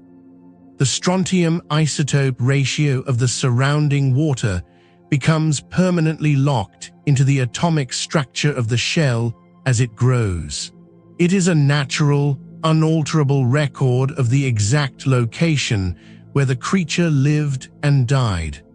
The shell's chemistry becomes a perfect, lifelong passport, stamped with the indelible signature of its home sea. This breakthrough allows archaeologists to perform a remarkable test. A scientist can take a tiny, almost microscopic, sample from a precious 7,000-year-old spondylus artifact. Using a sophisticated machine called a mass spectrometer, they can vaporize this sample and precisely measure the ratio of strontium-87 to strontium-86 within it. They can then compare this artifact fingerprint to a detailed global database of the strontium fingerprints of the world's oceans and seas. The results of this analysis have been a stunning confirmation of the great ancient trade network. When a spondylus bracelet from a Neolithic grave in the German region of Bavaria is tested, its strontium fingerprint does not match the cold, brackish waters of the nearby Baltic Sea. It does not match the North Sea. It does not match the Atlantic. It provides a perfect and unambiguous match for the warm, saline waters of the Aegean and the western Black Sea. The science is unequivocal. It proves, beyond any reasonable doubt, that these shells undertook an immense, transcontinental journey from south to north. This technology allows for an even greater level of precision. Scientists can now differentiate between the strontium signatures of the Aegean and the Black Sea, allowing them to trace the output of the different production zones and to map the different branches of the trade route with a new level of detail. It allows us to confirm that the communities at places like Varna were not just consumers, but were major producers, their shells having the distinct signature of the Black Sea. This powerful scientific tool transforms the story of the spondylus trade from a compelling hypothesis into a scientifically verified fact. It allows us to see the invisible, to draw the ghostly, ancient pathways of commerce onto a modern map with the certainty of a GPS tracker. The shells, silent for 7 millennia, are finally telling us the secrets of their epic journey, a story written not in script, but in the language of atomic physics. For 2,000 years, the spondylus trade network had been the great economic and social engine of Neolithic Europe. It had connected a continent, created the first hierarchies, and defined the very concept of wealth and power through the allure of its crimson gold. But no system, no matter how deeply entrenched, is permanent. Beginning in the late 5th and early 4th millennium BC, a new and revolutionary technology began to spread across the continent, bringing with it a new set of materials, a new aesthetic, and a new language of power. This was the dawn of the Age of Metals. The arrival of copper and later of gold and bronze did not overthrow the spondylus economy in a violent conflict. It simply rendered it obsolete. The old desire for the sacred shell was slowly but inexorably replaced by a new desire for the magical, shining power of metal, and the continent's first great highway of trade slowly faded into a secondary path. The new technology was metallurgy. It was an invention that likely filtered into Europe from the ancient civilizations of the Near East, a complex, alchemical process of using immense heat to transform greenish rock ore into a pure, gleaming, and almost magical new substance. Copper was everything that the traditional materials of the Neolithic, stone, bone, and shell, were not. It was not chipped or ground into shape. It could be melted down and cast into any form imaginable. It was not brittle. It was malleable and ductile. And most importantly, it was shiny. In a world of dull, organic textures, the bright, reflective, sun-like gleam of polished copper was a stunning and captivating novelty. This new material created a new object of desire. While a spondylus ornament was beautiful, it was a piece of the natural world, transformed by human skill. A copper axe head or a golden dagger was something else entirely. It was a purely artificial creation, a substance wrested from the earth and reborn through the mysterious and powerful technology of fire. To own such an object was to command a piece of this new, almost supernatural science. The focus of elite desire, the very definition of what constituted a prestige good, began to shift. The sacred, life-giving symbolism of the shell began to seem old-fashioned, replaced by the hard, glittering, and high-tech symbolism of metal. This shift is starkly visible in the archaeological record. In the elite grave of the late Neolithic and early Copper Age, we see a dramatic change in the grave goods. While spondylus shells are still present, their prominence begins to decline. They are now buried alongside and are often clearly secondary to the new symbols of power. Heavy, impractical, but beautifully polished copper axe heads, elegant copper daggers, and the first, exquisite ornaments of beaten gold. The economy of prestige was undergoing a fundamental paradigm shift. The big man of the Neolithic, whose power was demonstrated by the number of exotic seashells he could command, was being replaced by the warrior chief of the Chalcolithic, whose power was displayed in the glint of his new metal weapons. This shift also had a profound impact on the structure of the ancient trade networks themselves. The spondylus trade was a linear, one-way street, its value derived from the single, remote source in the Aegean and Black Seas.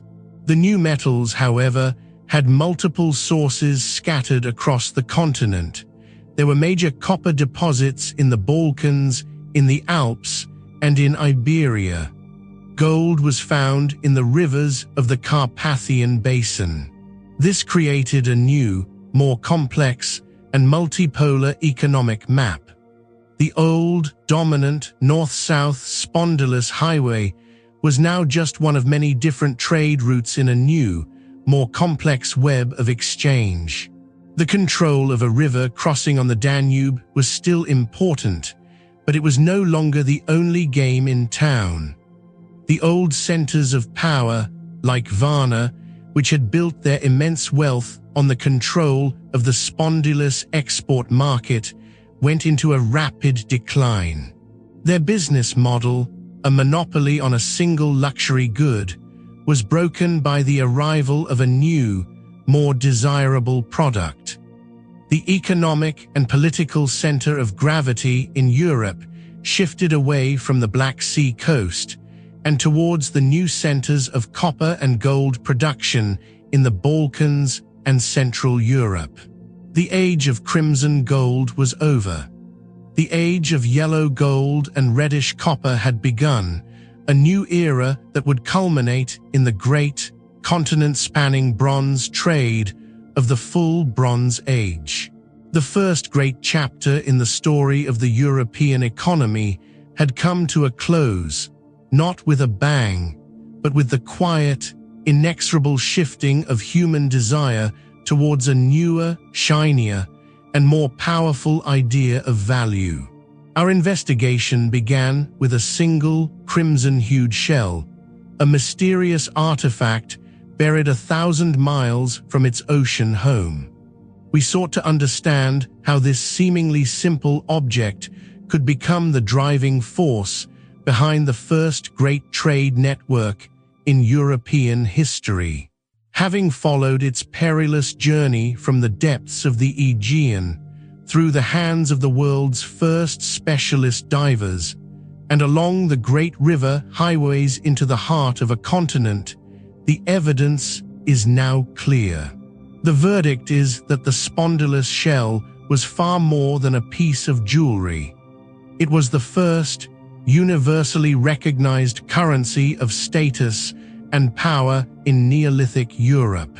The ancient trade in this crimson gold was the primary economic engine that shattered the isolation of the first farmers, created the continent's first long-distance connections, and gave birth to the very concept of social hierarchy. We have established that the demand for this commodity was driven by its unique and powerful symbolic properties. Its exoticism, its vibrant, life-giving color, and its likely connection to concepts of fertility made it the ultimate prestige good in a world without metal. The natural monopoly of its source in the warm waters of the south, and the extreme danger of its harvest by specialist freedivers, imbued the object with an immense intrinsic value that justified its epic, transcontinental journey.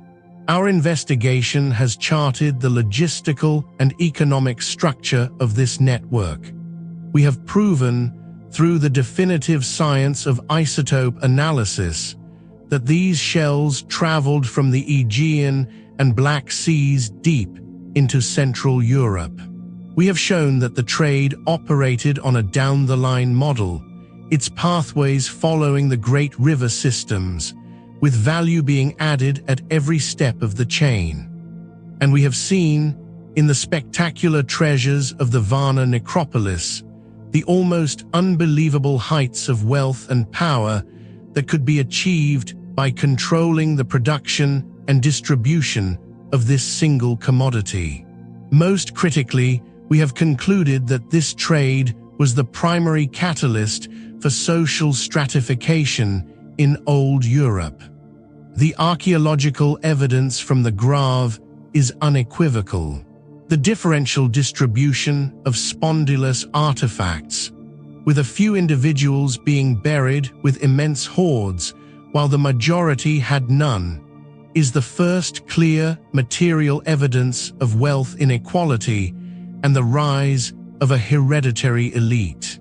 The big men who controlled the flow of this crimson gold used it as a political tool, a currency to build alliances, to create social debt, and to forge the first hierarchical power structures in a previously egalitarian world.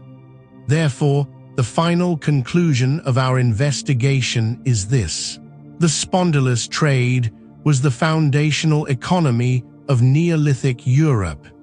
It was the continent's first shared system of value, a network that taught disparate and isolated peoples the language of commerce. It was the engine that created the first specialized professions, the first long-distance supply chains, and the first powerful chieftains. The desire for this one beautiful shell was a force powerful enough to lay the entire social and economic groundwork for the more complex European societies that would follow in the ages of bronze and iron. The age of crimson gold eventually gave way to the age of gleaming metal. The once great spondylus highways of the Danube slowly transformed into the new arteries of the amber and bronze trades. The sacred shell, for 2,000 years, the ultimate symbol of power and prestige, was replaced by a new generation of luxury goods. But the revolution it had started was irreversible. The story of the spondylus trade is the story of a beginning, the first chapter in the long and complex history of the European economy. Its legacy is not found in the object itself, but in the powerful and enduring human impulses it revealed and the continental connections it forged for the very first time. The spondylus network is the definitive proof that the desire for the exotic, the beautiful, and the symbolic is one of the most powerful and creative forces in human history. The entire, immense enterprise was built not on a practical need, but on a shared idea of value, a collective agreement that a shell from a distant sea was a worthy symbol of power and status. This trade in useless things was the very thing that proved most useful. It was the engine that shattered the dangerous isolation of the Neolithic world. It created a reason for distant and different peoples to interact, to exchange, and to build relationships based on something other than conflict. It is a powerful reminder that the connections that bind civilizations together are often forged not by the trade in necessities, but by the shared pursuit of beauty. This story also provides the foundational blueprint for every European luxury trade that followed. The patterns established by the spondylus network, a rare and exotic resource from a distant periphery, traded along river highways to a wealthy core, its control creating powerful elite middlemen, is a story that repeats itself again and again. The Amber Road of the Bronze Age was a direct successor, its geography and its social impact echoing the spondylus trade. The Silk Road's relationship with Rome, the spice trade's connection to Venice, all of these great chapters in the history of ancient trade are built upon the same fundamental human psychology that first turned a thorny oyster shell into the most desirable object on a continent. Finally, the story of the crimson gold is a story about ourselves. It reveals that the fundamental drivers of our own modern economy, the desire for status goods, the creation of value through branding and exoticism, and the formation of social hierarchies based on the control of wealth, are not modern inventions. They are ancient instincts, born in the forests and fields of Neolithic Europe. The world of the big man of the linear pottery culture, who displayed his power with a belt of seashells, is not so far removed from our own world of luxury brands and status symbols. The human need to define ourselves and our position in society through the objects we possess is a story that began here. Thus, the beautiful crimson-hued shell, now a quiet artifact in a museum case, is more than just the remnant of a lost trade. It is a testament to the birth of an idea, the idea of a connected Europe. It is the echo of the first jewel, the first currency, and the first network that began the long, slow process of weaving 1,000 isolated tribes into the fabric of a continent.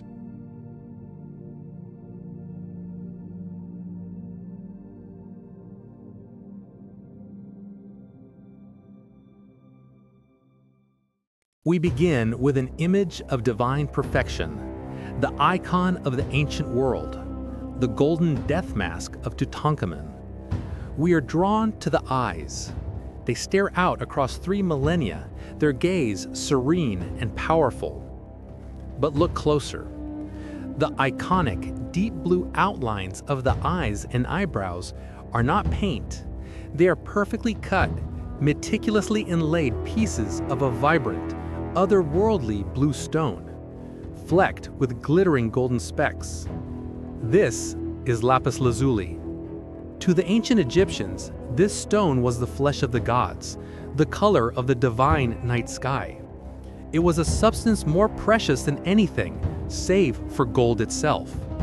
And yet not a single ounce of it can be found in Egypt or anywhere for 1,000 miles around. This documentary will investigate the mystery of this celestial stone. It is the story of the world's first great luxury supply chain, a 3,000-mile-long pipeline that connected a single remote mountain in Afghanistan to the treasure chambers of the very first kings, a trade that funded the dawn of civilization itself. To understand this pipeline, we must journey back 5,000 years, to the birth of the world's first great civilizations. In the fertile river valleys of the Nile, the Tigris and Euphrates, and the Indus, humanity was taking a monumental step. For the first time, people were gathering in cities, building massive temples, and crucially organizing themselves under the rule of powerful kings. This was the dawn of the palace economy, a system in which the new ruling class, the kings and high priests, cemented their authority by monopolizing the rarest, most exotic, and most sacred materials on earth. The control of these goods was not a sign of their power, it was the very source of it. Of all these prestige goods, one stone held a place of supreme importance: lapis lazuli. Its deep, celestial blue, peppered with flecks of golden pyrite, was a perfect miniature mirror of the night sky. In a world where the gods were believed to dwell in the heavens, this stone was not merely beautiful. It was a physical piece of the divine realm brought down to earth. To possess it was to possess a direct connection to the gods. This made lapis lazuli an ideological commodity, an indispensable tool for any ruler wishing to legitimize his divine right to rule. The demand was not just for a luxury good, it was for the very substance of kingship. This intense, ideological demand was met by one of the most remarkable facts of global geology. Virtually all of the high-quality lapis lazuli in the entire ancient world came from a single isolated source, a single mountain range in the remote, forbidding province of Badakhshan in modern Afghanistan. This was not a monopoly created by man, but by the planet itself. The story of the lapis lazuli trade is the story of how humanity, in its infancy, built a vast and sophisticated supply chain to connect this single point of supply with the multiple points of demand across the known world. Our investigation will deconstruct this incredible pipeline. We will journey to the almost inaccessible Sarisang mines, the source of this celestial treasure. We will identify the forgotten middlemen, the proto-urban centers in Iran, and the mysterious trading outposts of the Indus Valley civilization that processed and controlled the flow. We will explore the ravenous demand from the two great consumers at the end of the line, the Sumerian city-states of Mesopotamia and the divine kingdom of the Egyptian pharaohs. We will analyze the economics of this single-source monopoly, showing how immense value was added at every step of the 3,000-mile journey. This was the world's first great linear supply chain, a river of blue that flowed across the arid heart of Asia, and its currents would help to fund the very dawn of civilization, paying for the rise of the first kings, priests, and royal elites in human history.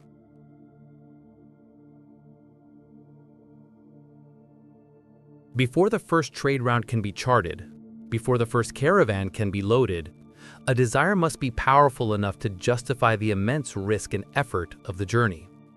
For the lapis lazuli pipeline, that desire was not merely for a beautiful object, but for a piece of the cosmos itself. The value of lapis lazuli in the ancient world was not derived from its utility as a tool, nor from its simple rarity. Its value was ideological, a currency of the sacred.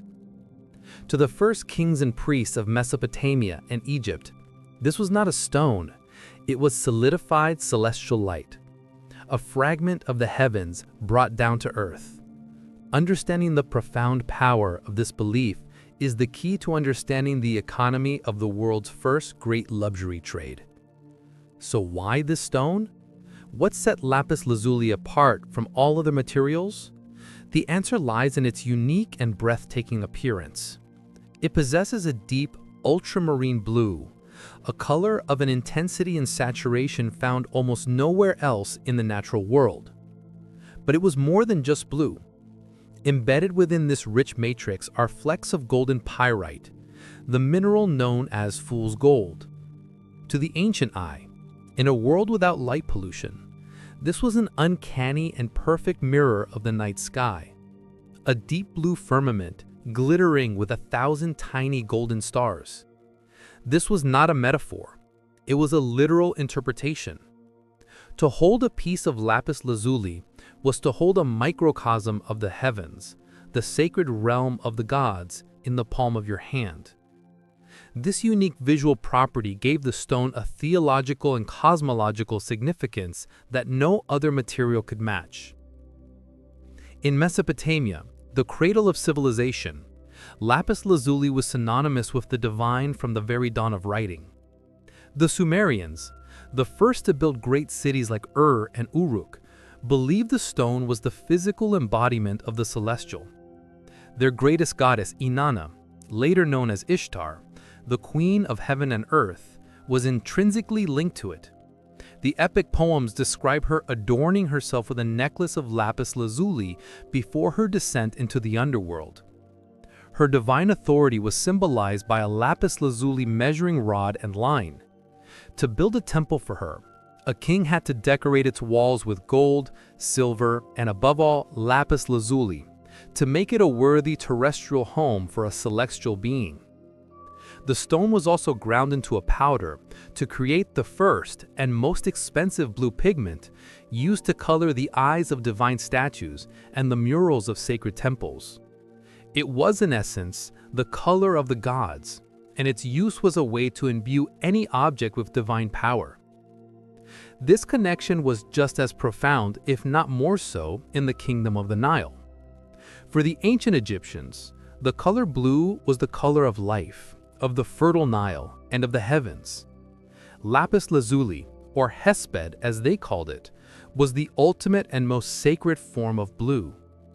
The hair of the gods, including the great sun god Ra, was said to be made of pure lapis lazuli.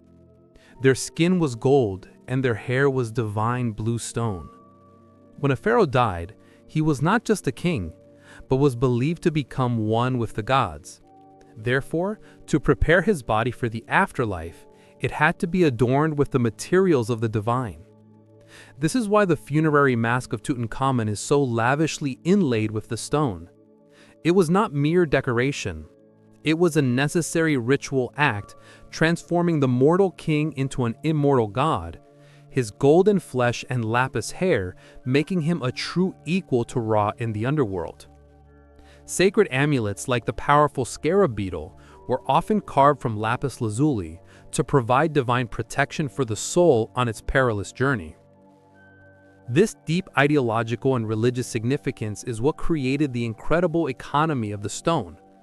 It became an ideological commodity, a material whose value was tied to its role in legitimizing power. In the nascent palace economies of the Bronze Age, a king's authority was not absolute. It had to be constantly performed and reinforced. The ability to acquire and display vast quantities of this celestial stone was a clear and public demonstration of the king's divine favor and his connection to the gods. It was also a signal of his worldly power, a sign that his reach was so great, his wealth so immense, that he could command a river of blue stones to flow to his court from the very ends of the earth. The monopoly on lapis lazuli became a monopoly on divine representation. Its use was fiercely restricted to the royal court and the temple priesthood, creating an artificial scarcity that drove its value even higher. This was not a trade driven by the needs of the common person. The demand was from the absolute pinnacle of society, the 1% of the Bronze Age, for whom price was no object. When a Sumerian king commissioned a statue of his patron god, or a pharaoh prepared his tomb for eternity, the cost was irrelevant. The need was absolute. This created a market with a virtually infinite price ceiling. The value of lapis lazuli was not determined by the cost of its mining or transport, but by the immeasurable value of a king's legitimacy and a pharaoh's eternal soul. It was this powerful belief-driven demand that sent the first ripples of the ancient trade across the continent, a demand powerful enough to pull a single sacred stone from a single remote mountain and set in motion the first great pipeline of human history. Every great river has a source, a fountainhead from which its power flows. For the river of blue that flooded the treasuries of the ancient world, that source was a single, lonely, and almost inaccessible point on the map.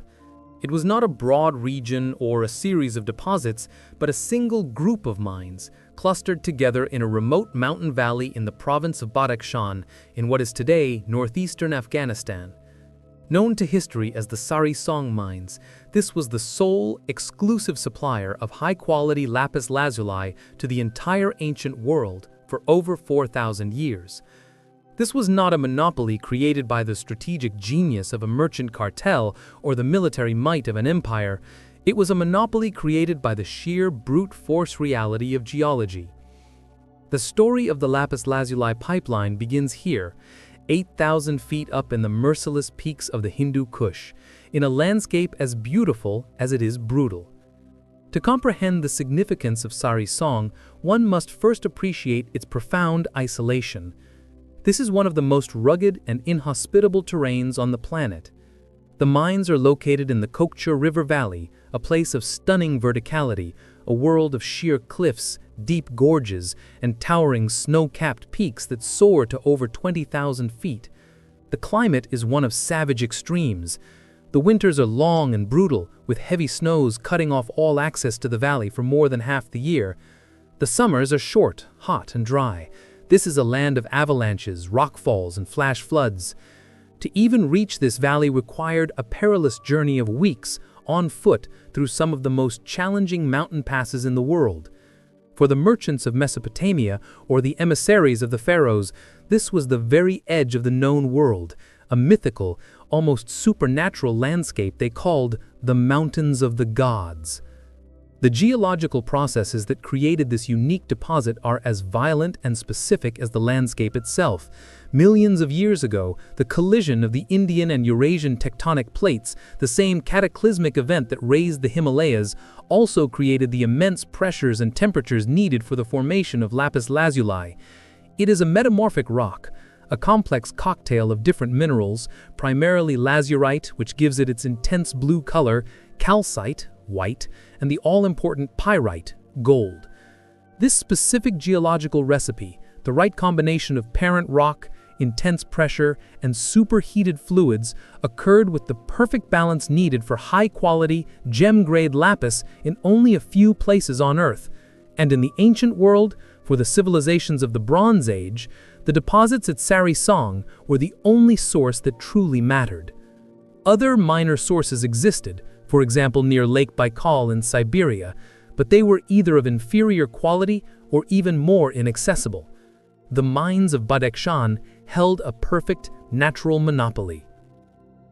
This monopoly of supply is the single most important factor in the entire economy of the lapis lazuli trade.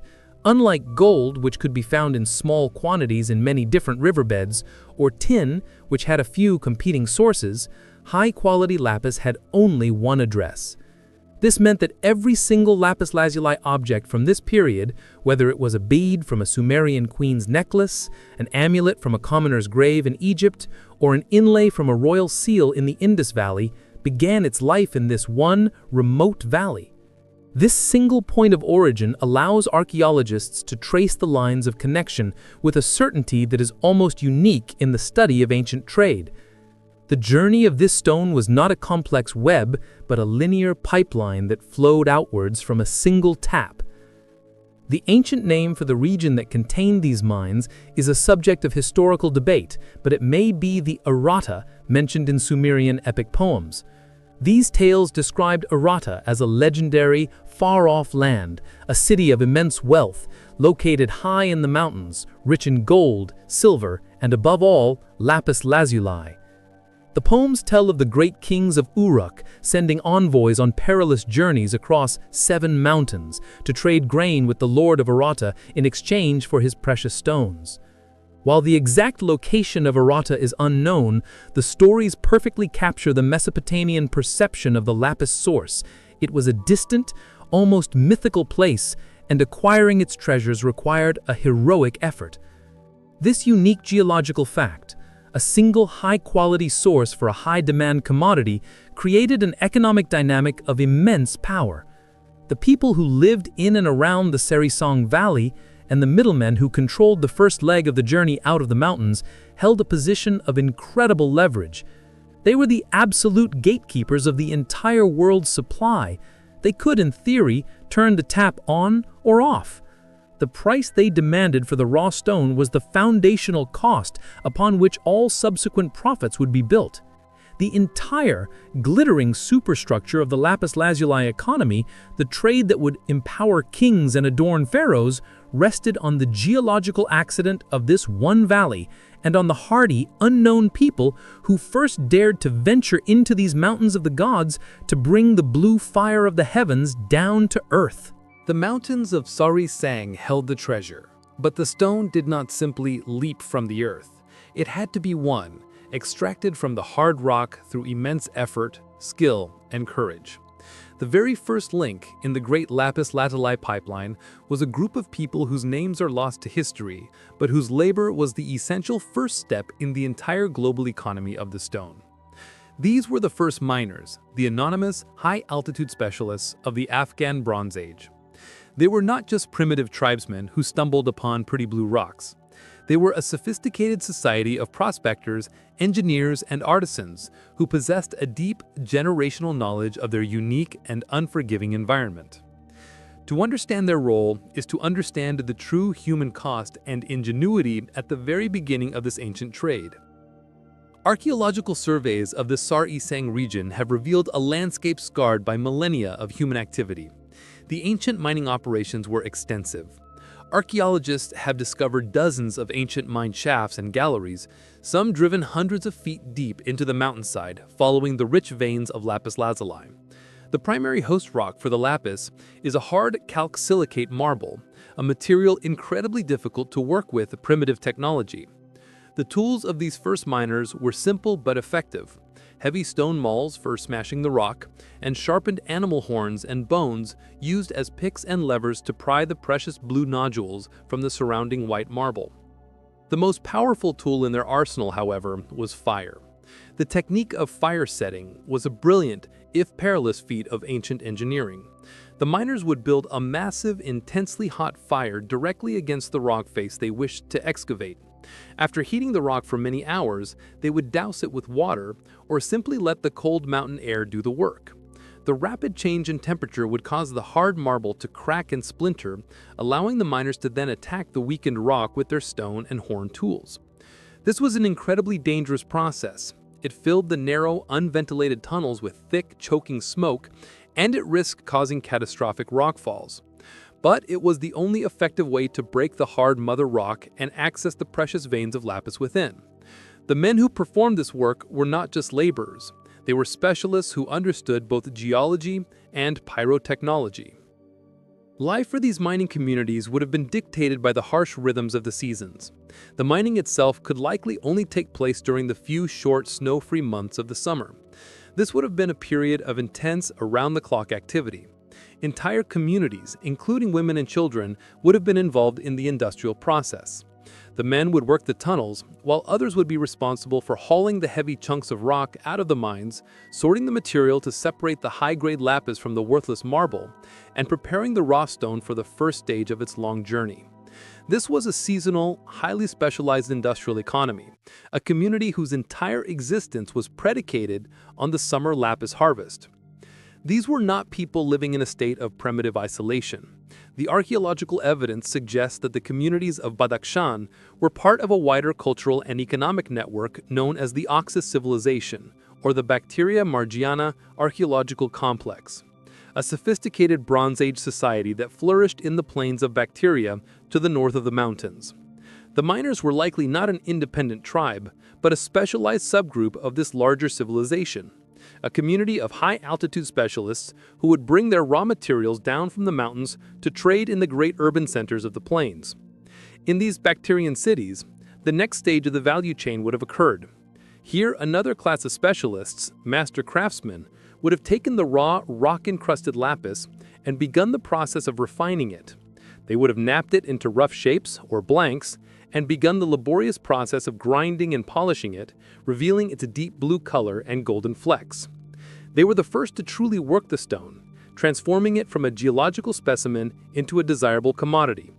They were the manufacturers who prepared the product for the long-distance traders who would soon arrive. This two-step process, extraction by specialists in the mountains and initial processing by specialists in the plains, was the foundation of the entire lapis lazulite trade. It was a sophisticated system of production that ensured a steady supply of the precious stone was ready for the great caravans that would carry it west, feeding the insatiable demand of the first kings and pharaohs. The journey of the stone had begun, a journey made possible by the forgotten courage and expertise of the world's first high-altitude industrial workers. Once extracted and roughly processed in the highlands and plains of Bactria, the lapis lazuli was ready to begin its epic transcontinental journey. This was a journey of nearly 2,000 miles, crossing some of the most formidable landscapes on Earth. The pathway it took was not a single named road in the Roman sense, but a well-established corridor of ancient trade, a braided network of paths and tracks that archaeologists sometimes refer to as the Great Khorasan Road or the Great Trunk Road. This was the primary artery of commerce connecting Central Asia to the Near East, a prehistoric highway that was, for millennia, the most important economic conduit on the planet. The lapis lazuli pipeline was not just a route, it was a complex system of human logistics, a chain of transactions and transformations that moved the celestial stone, step by painstaking step, from the mountains of the gods to the workshops of kings. The journey began in the burgeoning urban centers of the Oxus civilization. Here, the raw or roughly shaped lapis was loaded onto the primary transport technology of the region, donkey and ox caravans. While the camel would later dominate the desert routes, these humbler, more resilient pack animals were the workhorses of the rugged highlands and semi-arid plains of Iran and Afghanistan. A caravan journey was a slow, methodical, and dangerous enterprise. The traders had to navigate a landscape of immense plains, treacherous mountain passes, and arid deserts. They faced the constant threats of bandits, extreme weather, and the simple, grinding reality of moving hundreds of tons of goods across a roadless world. The first major leg of the pipeline took the caravans westwards, out of the Bactrian plains and onto the vast high plateau of what is now Iran.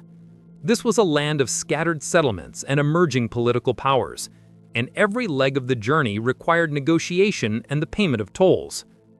But one site in this region stands out as a place of singular importance in the story of the lapis trade, Shar-e-Sokhta. The name in Persian means the burned city, a reference to the several times it was destroyed by fire. But during the 3rd millennium BC, it was one of the largest and most sophisticated cities in the world, a thriving metropolis in the middle of a desert. Its existence was, for a long time, a profound archaeological puzzle. What could possibly sustain such a large population in such an arid environment? The answer, it turns out, was industry and trade, with lapis lazuli at its very core. The sheer quantity of lapis lazuli found at Shar-e-Sokhta is staggering, far exceeding that of any other site from the period, including those in Mesopotamia. Archaeologists have unearthed not just finished beads and inlays, but vast quantities of raw, unworked chunks, and, most importantly, the industrial waste of a massive lapis working industry. They have found tiny stone drill bits, polishing stones, and countless flakes and fragments of the blue stone. This evidence is unequivocal. Shar-e-Sokhta was not just a stop on the road, it was the primary industrial processing and redistribution hub of the entire lapis pipeline. This was a critical stage in the commodities journey. Caravans would arrive from the east, carrying the raw, heavy, and less valuable stone. The master craftsmen of Shar-e-Sokhta, specialists in their own right, would then transform it. They would cut away the worthless white calcite, work the stone into high-demand shapes like beads and seals, and polish it to reveal its brilliant blue luster. This value-add process was a key economic function. It made the final product lighter, more beautiful, and far more valuable, ready for the next, even longer leg of its journey to the royal courts of the West. Shar-e-Sokhta became fabulously wealthy by acting as the great factory and warehouse of the lapis pipeline, a city whose entire economy was built on the processing of this single imported raw material. From this great Iranian hub, the pipeline continued westwards. The caravans would have traversed the Zagros Mountains, the great spine that separates the Iranian plateau from the fertile plains of Mesopotamia. This was another perilous journey, controlled by the powerful Proto-Elamite civilization. Finally, after a journey that could have taken many months, the caravans would descend into the lowlands of the Tigris and Euphrates rivers. Here they would arrive at the great Sumerian city-states, the first of the major consumer markets at the end of the line. At cities like Ur, Uruk, and Kish, the now processed and incredibly valuable lapis lazuli would be traded for the goods of Mesopotamia. High-quality textiles, grain surpluses from the Fertile Crescent, and sophisticated manufactured goods. This was the great transaction, the moment that the stone of the mountains was exchanged for the products of the world's first urban civilization.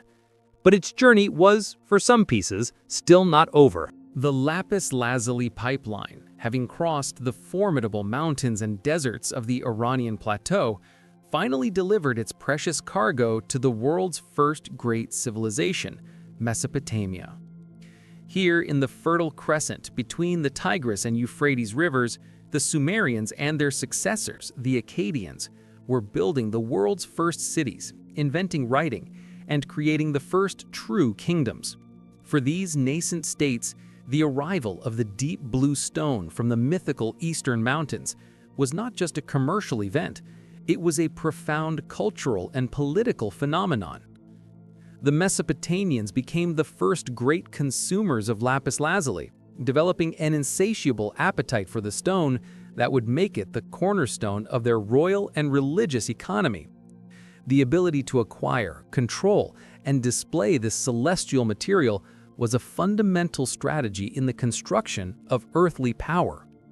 The evidence for this obsession is nothing short of breathtaking, and it comes from one of the most spectacular archaeological discoveries of all time, the Royal Cemetery at Ur.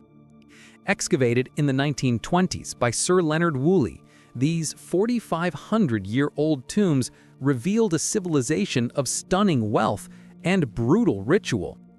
The kings, queens, and high priestesses of Ur were not buried alone. They were accompanied to the afterlife by their entire retinues of soldiers, servants, and court musicians, who were sacrificed to serve them in eternity.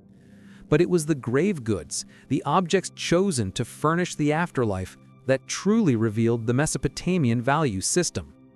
And everywhere, alongside the gold and silver, was the brilliant celestial blue of lapis lazuli. Consider the magnificent Standard of Ur, one of the masterpieces of Sumerian art. This small, enigmatic box, with its inlaid panels depicting scenes of both war and peace, is a mosaic of precious materials. The red is limestone, the white is shell, but the deep, rich blue that forms the entire background of every scene is pure, high-quality lapis lazuli from Afghanistan. This was not a minor decorative element. It was the foundational color, the canvas upon which the story of Sumerian power was told. Similarly, the famous ram in a thicket statue, a goat rearing up to a golden tree, has its fleece and horns exquisitely carved from lapis lazuli. The great lyre, found in the tomb of Queen Puabi, is a masterpiece of gold and woodwork, but its magnificent bull's head has a beard and hair carved from the finest star-flecked blue stone. These were not just pretty objects, they were instruments of power, and their value was directly tied to the immense difficulty of their acquisition. For a king of Ur to possess such a vast quantity of this foreign stone, to have enough of it to literally pave the background of his royal standard, was the ultimate display of his worldly reach. It was a clear, unambiguous message to his subjects and rivals. My power is so great, my wealth so immense, that I can command a river of blue stones to flow for 2,000 miles from the mountains of the gods directly to my palace. The control of this ancient trade was a key component of royal authority. The palace economy of the Sumerian city-states was in many ways a lapis-driven economy. The kings would have used their agricultural surplus, the immense wealth of grain generated by the Fertile Crescent, to fund the merchant expeditions that brought the stone to their cities. This desire permeated every level of the Mesopotamian elite. The most important tool of administration and commerce was the cylinder seal, a small, intricately carved stone cylinder that was rolled across wet clay to create a unique repeating signature. While common seals were made of ordinary stone, the seals of the royal family, of high priests, and of powerful merchants were almost exclusively carved from lapis lazuli. To own a lapis seal was to be a member of the ruling class, a person whose signature, quite literally, was imprinted with the color of the heavens. It was the Bronze Age equivalent of a black credit card, a symbol of immense economic and social power. The trade was likely managed by a new and emerging class of professional, long-distance merchants. These early entrepreneurs, possibly operating under royal charter, would have organized the caravans, negotiated with the Elamite middlemen in Iran, and borne the immense risks of the journey. The profits would have been enormous, creating a new source of private wealth that existed alongside the traditional wealth of the palace and the temple. The lapis lazuli pipeline was therefore not just funding the kings, but it was also helping to create a more complex and dynamic urban society, with a growing class of wealthy merchants and artisans whose livelihoods were dependent on this international trade. The celestial stone, born in a distant mountain, had found its true home in the bustling, innovative, and power-hungry cities of the Mesopotamian plain. While the kings of Mesopotamia were the most ostentatious consumers of lapis lazuli, they were not the only major power in the great economic game of the early Bronze Age. To the east, another of the world's great pristine civilizations had blossomed, the Harappan or Indus Valley civilization. Flourishing in what is now Pakistan and northwestern India, this was a civilization of immense scale, with meticulously planned cities like Harappa and Mohenjo-daro, a sophisticated system of weights and measures, and a still undeciphered script. For a long time, their connection to the lapis lazuli trade was known but seemed secondary to that of Mesopotamia. But a stunning archaeological discovery in the 1970s would completely reframe their role, revealing them not as passive recipients, but as shrewd, proactive, and incredibly daring players who made a bold strategic move to control the pipeline at its source. The discovery was a site named Shortagai. What makes Shortagai one of the most remarkable sites in Bronze Age archaeology is its location. It is a classic Indus Valley settlement, with characteristic Harappan pottery, seals, and artifacts, but it is located in northern Afghanistan at the confluence of the Amu Darya and Kokcha rivers over 1,000 miles from the civilization's heartland on the Indus River. It is a remote, isolated island of Harappan culture deep in a foreign land. The question was, why? Why would this advanced civilization establish a permanent, long-distance colony in such a remote and difficult location so far from home? The answer lies just 50 miles up the Kokcha River Valley, the Sar Isang lapis lazuli mines. Shortagai was not an agricultural settlement or a military fortress. The evidence is clear. It was a trading post, a colonial emporium, a corporate outpost, established for one primary purpose: to gain direct access to and control over the lapis lazuli trade. This was a stroke of commercial genius, an act of ancient trade strategy that was centuries ahead of its time. While the Mesopotamians were content to wait for the lapis to trickle down to them through a long and expensive chain of Iranian middlemen, the Harappans decided to cut out the middlemen entirely. They made the incredibly bold and logistically complex decision to go directly to the source. The establishment of Shortagai would have been a massive, state-sponsored undertaking. It required a deep understanding of the geography of a foreign continent, the dispatch of colonists and specialists on a journey of immense length and danger, and the ability to sustain a remote settlement in a potentially hostile environment. This was not a casual enterprise. It was a deliberate act of economic policy. The Harappans had identified a critical global resource, and they had deployed a long-term strategic asset to secure it. Shortagai was in essence the Bronze Age equivalent of a modern multinational corporation setting up a regional headquarters right next to a vital mineral deposit. At Shortagai, the Harappans were perfectly positioned to intercept the lapis lazuli as it came down from the mountains. They could trade directly with the local miners, offering their own high-value manufactured goods in exchange for the raw bluestone.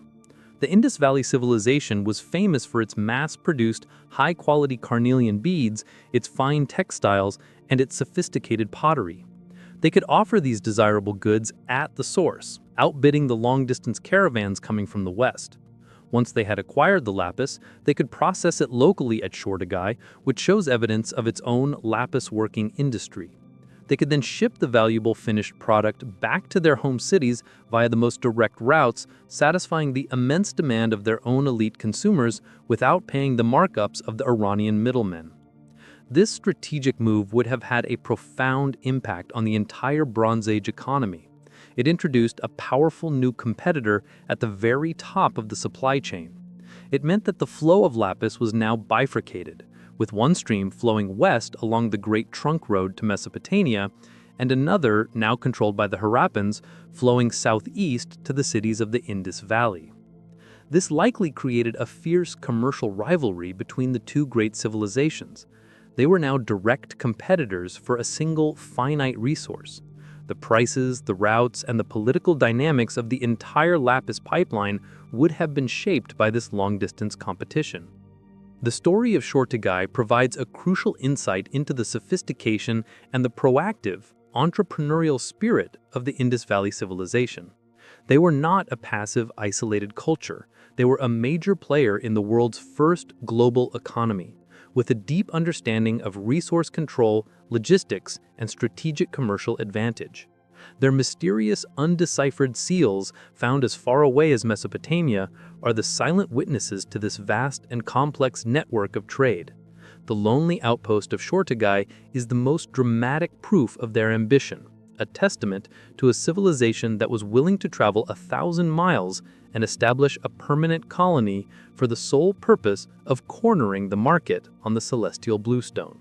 The lapis lazuli pipeline, having flowed for 2,000 miles from the mountains of Afghanistan through the workshops of Iran and into the palaces of Mesopotamia began its final and most profitable leg. From the great trading cities of the Levant, like Byblos and Ugarit, the precious blue stone was loaded onto ships and ferried across the Mediterranean. Its final destination was the richest, most powerful, and most spiritually focused civilization of the Bronze Age, Egypt. Here, in the kingdom of the pharaohs, the demand for lapis lazuli reached a fever pitch. For the Egyptians, lapis was more than a symbol of royalty. It was a sacred substance, a key ingredient in the state's most important project, the conquest of death. The Egyptian obsession with the afterlife would make it the most valuable commodity in their vast economy, a substance whose celestial properties were deemed essential for a pharaoh's journey to immortality. As we saw in the Mask of Tutankhamun, the connection between lapis lazuli and divinity was absolute in Egyptian cosmology. The pyramid texts, some of the oldest religious writings in the world, describe the gods in detail. Their bones are silver, their flesh is gold, and their hair is pure lapis lazuli. This was a literal physical description. The deep blue of the stone, flecked with its golden pyrite stars, was the very substance of the divine cosmos. To transform a deceased pharaoh into a mortal ruler, into the eternal god-king Osiris, his body had to be ritually associated with these divine materials. Gold was abundant in the deserts of Nubia to the south of Egypt, but lapis, or keshbed, had to be acquired through a long and incredibly expensive supply chain. Its extreme rarity and foreign origin only added to its mystique and power. It was the ultimate exotic material, a piece of a distant divine land brought to the Nile Valley at immense cost. This is why lapis lazuli is found in such breathtaking quantities in the unplundered tombs of pharaohs like Tutankhamun. His famous golden sarcophagus is not just gold, it is a masterpiece of inlay work with intricate bands of lapis lazuli, turquoise, and carnelian, creating a rich tapestry of color. His body was adorned with dozens of pectorals, bracelets, and amulets, many of which feature the sacred blue stone as their primary component. Perhaps the most significant objects were the sacred amulets, like the heart scarab, which were placed among the mummy's wrappings. These were often made of or inlaid with lapis lazuli, believed to provide the deceased with the divine protection of the heavens on their perilous journey through the underworld. The sheer amount of the material consumed in a single royal burial was staggering, representing a colossal expenditure of state wealth.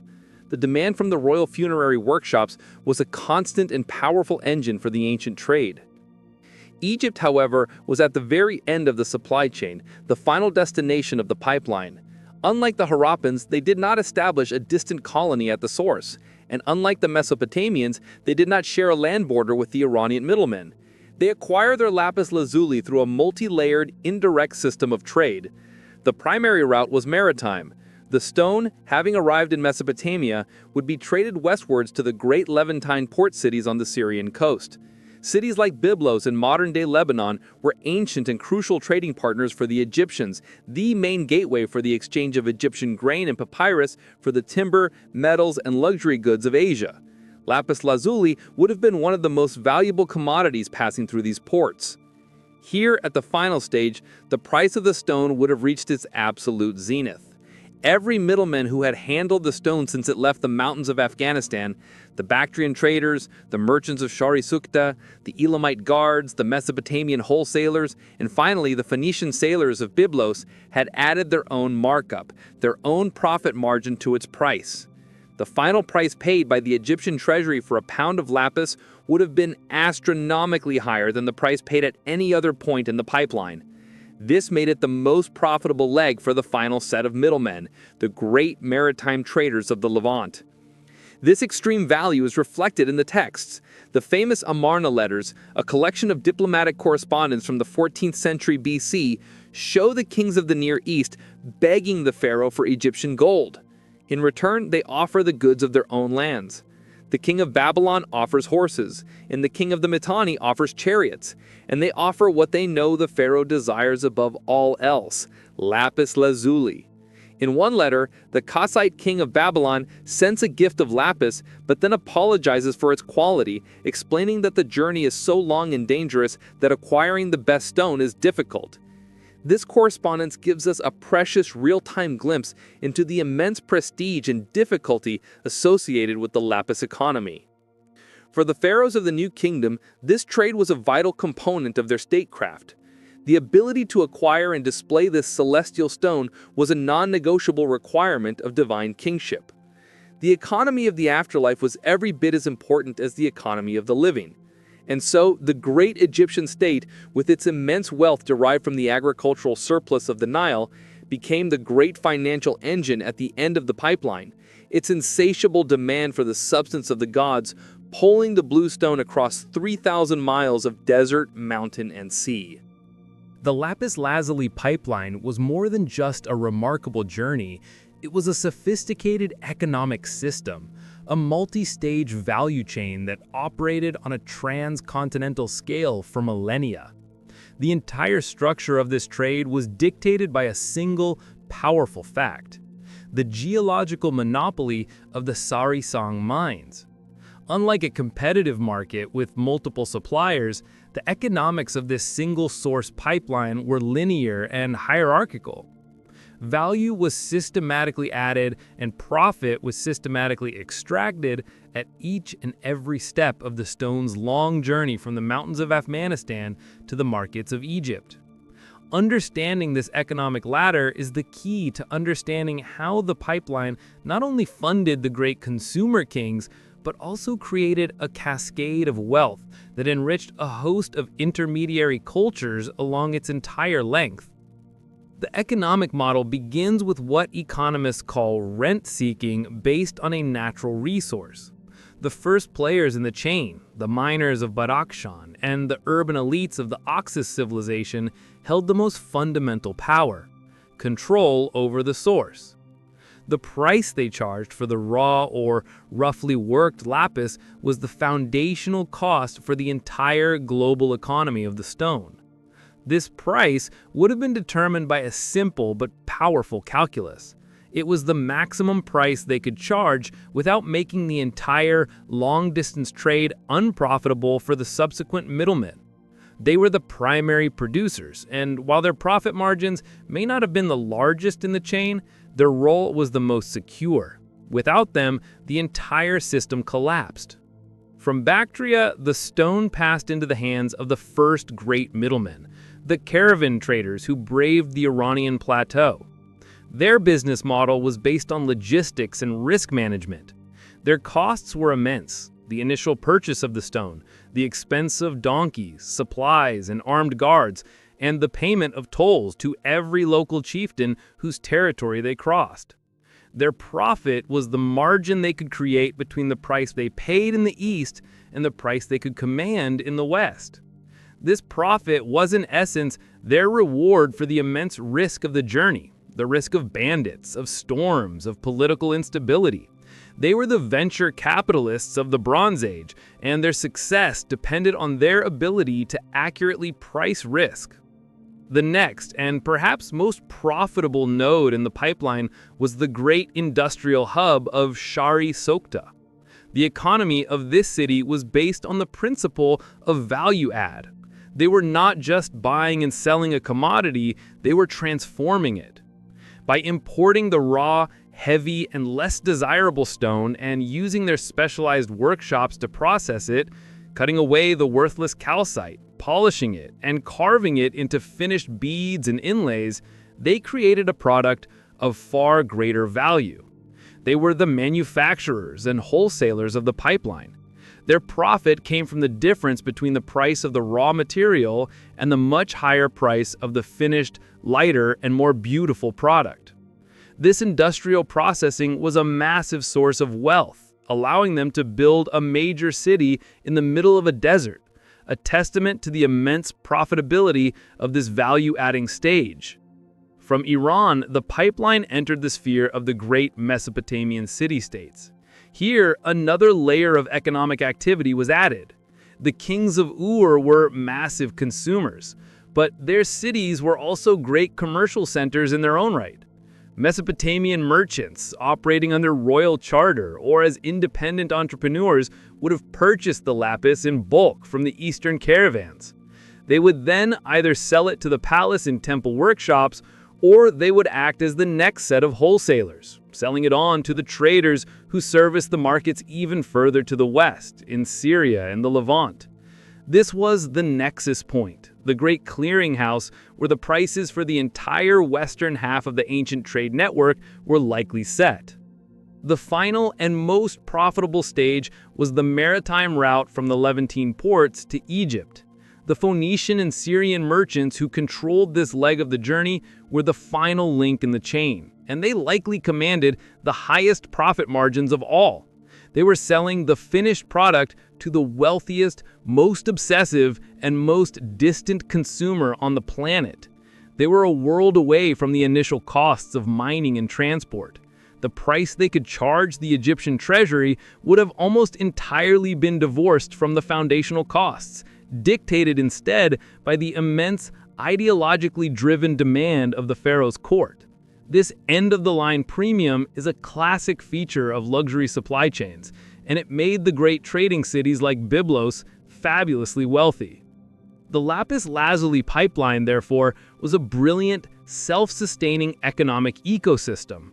The immense demand of the consumer kings in Egypt and Mesopotamia provided the powerful financial incentive that pulled the entire system forward.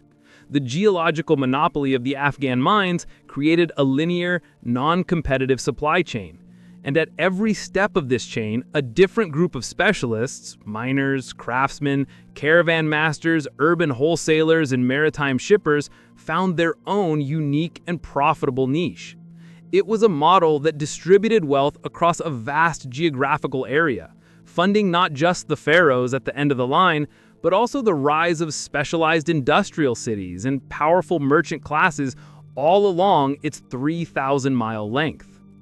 For nearly 2,000 years, the lapis lazuli pipeline had been one of the great constants of the ancient world, a river of blue that flowed as reliably as the Tigris or the Nile.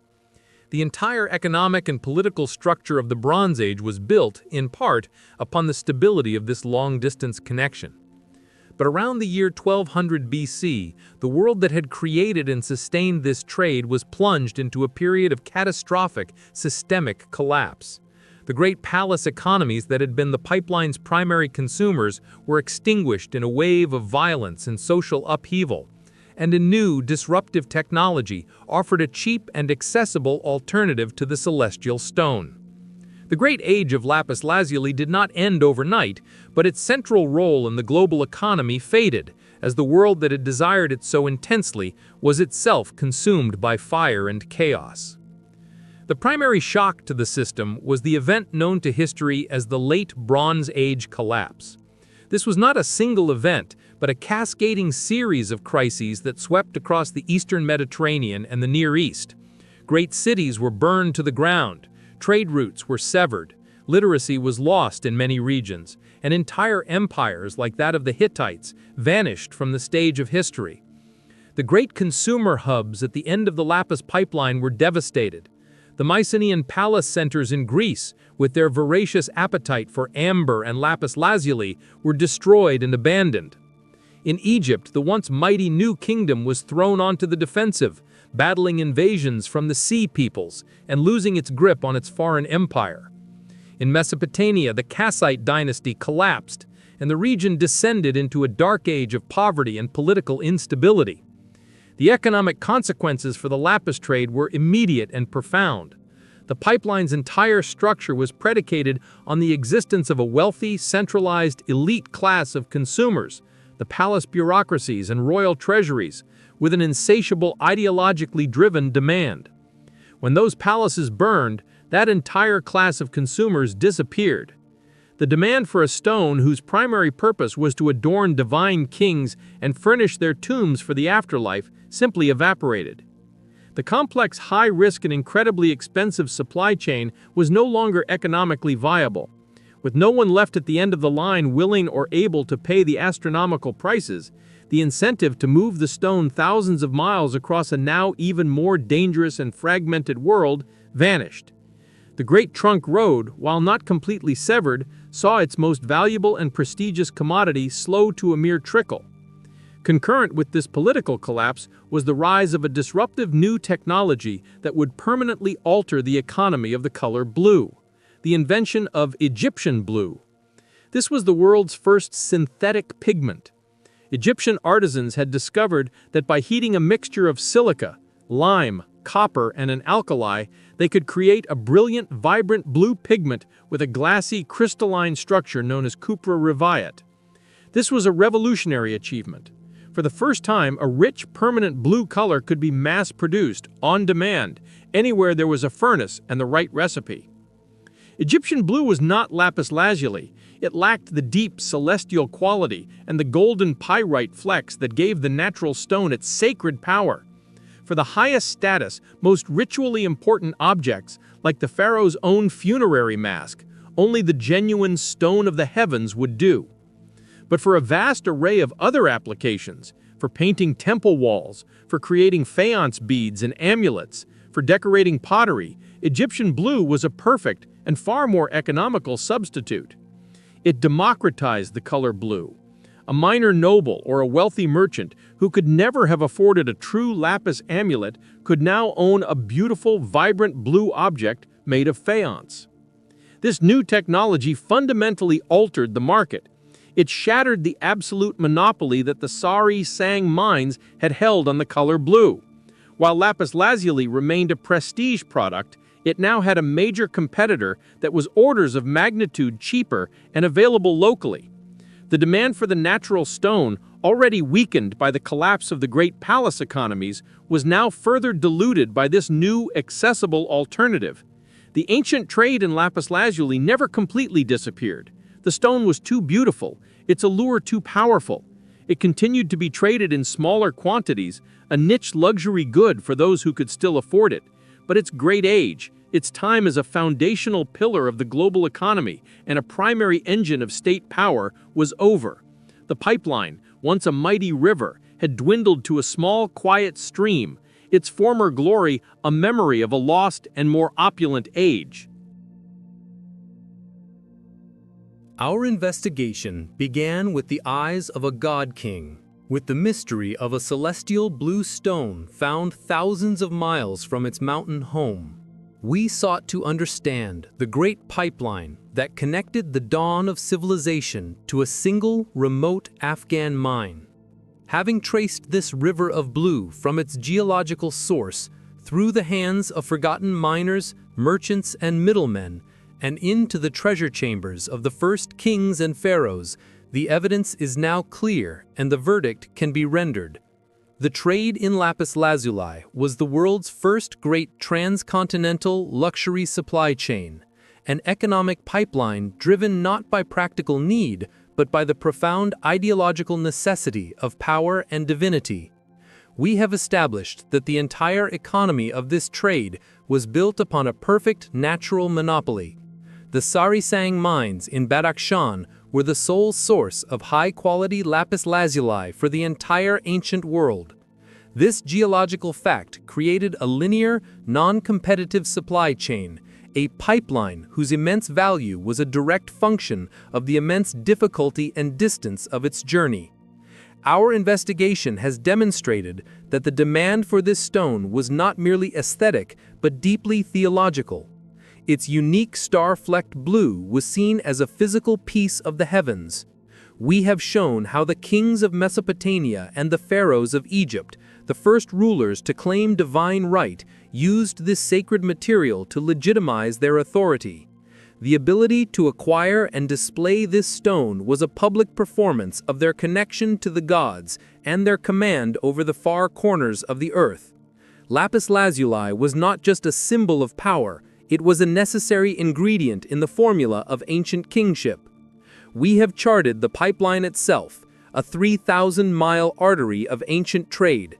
We have identified the key players who made it function: the hardy miners of the high mountains, the specialized artisans of industrial hubs like Shari Sokta, the daring caravan masters of the Iranian plateau, and the maritime traders of the Levant.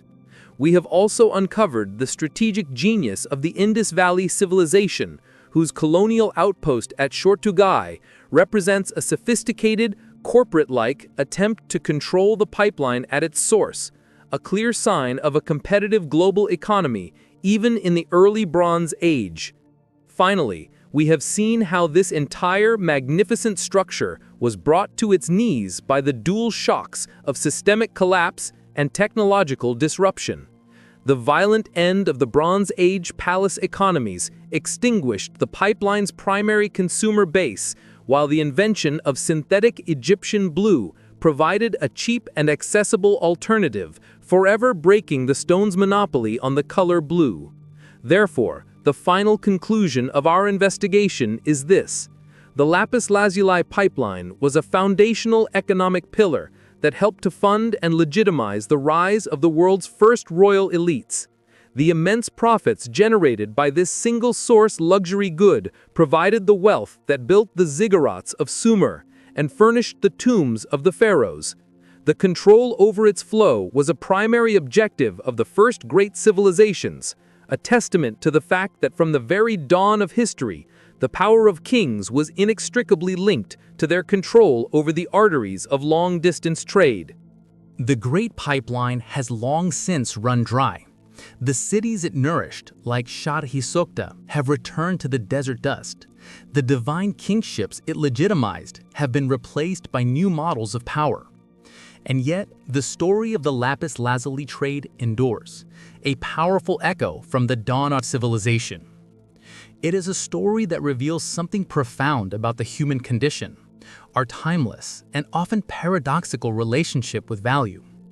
It is the story of how the most abstract of human desires, the quest for transcendence, for a connection to the divine, can create a vast, complex, and brutally real global economy.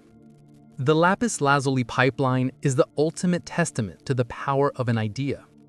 The entire immense enterprise, stretching across a continent and lasting for millennia, was built not on a need for food or a need for better tools, but on a shared cultural belief. It was a collective agreement that a specific shade of blue was the color of the heavens. This idea was so powerful that it could command men to risk their lives in the high mountains of Afghanistan, to brave the deserts of Iran, and to sail the seas of the Mediterranean. It proves that the great engines of history are not always driven by practical necessity, but by the stories we tell ourselves about the world and what is sacred within it. The desire for a piece of the sky, it turns out, was the force powerful enough to create the first global supply chain. This story also provides the foundational blueprint for every luxury goods economy that has followed. The principles that govern the lapis trade are the very same principles that govern the trade in diamonds, in silk, in spices, or in modern designer handbags. Value is created through a combination of rarity, a single source, desire, driven by ideology and status, and distance. The journey itself creates the value. The immense effort, the layers of middlemen, the exotic and mysterious origin, all of these factors were not bugs in the system, they were the system. The lapis pipeline is a masterclass in how to transform a raw material into a priceless object through the alchemy of commerce and mythology. Finally, the journey of this celestial stone reminds us that globalization is not a modern invention, but an ancient and enduring human impulse. 5,000 years ago, at the very dawn of urban life, the fates of a miner in Afghanistan, a merchant in Iran, a priest in Mesopotamia, and a pharaoh in Egypt were already inextricably linked. They were all dependent nodes in the single, sprawling network, connected by their shared desire for a single, sacred commodity. The lapis lazuli pipeline is the first great chapter in the long and complex story of our interconnected world. It is a story of how our desires can transcend the boundaries of geography and culture, creating complex webs of dependency and exchange that shape the course of empires. It began when the first kings looked up at the night sky, and in their ambition, decided they wanted to own a piece of it for themselves.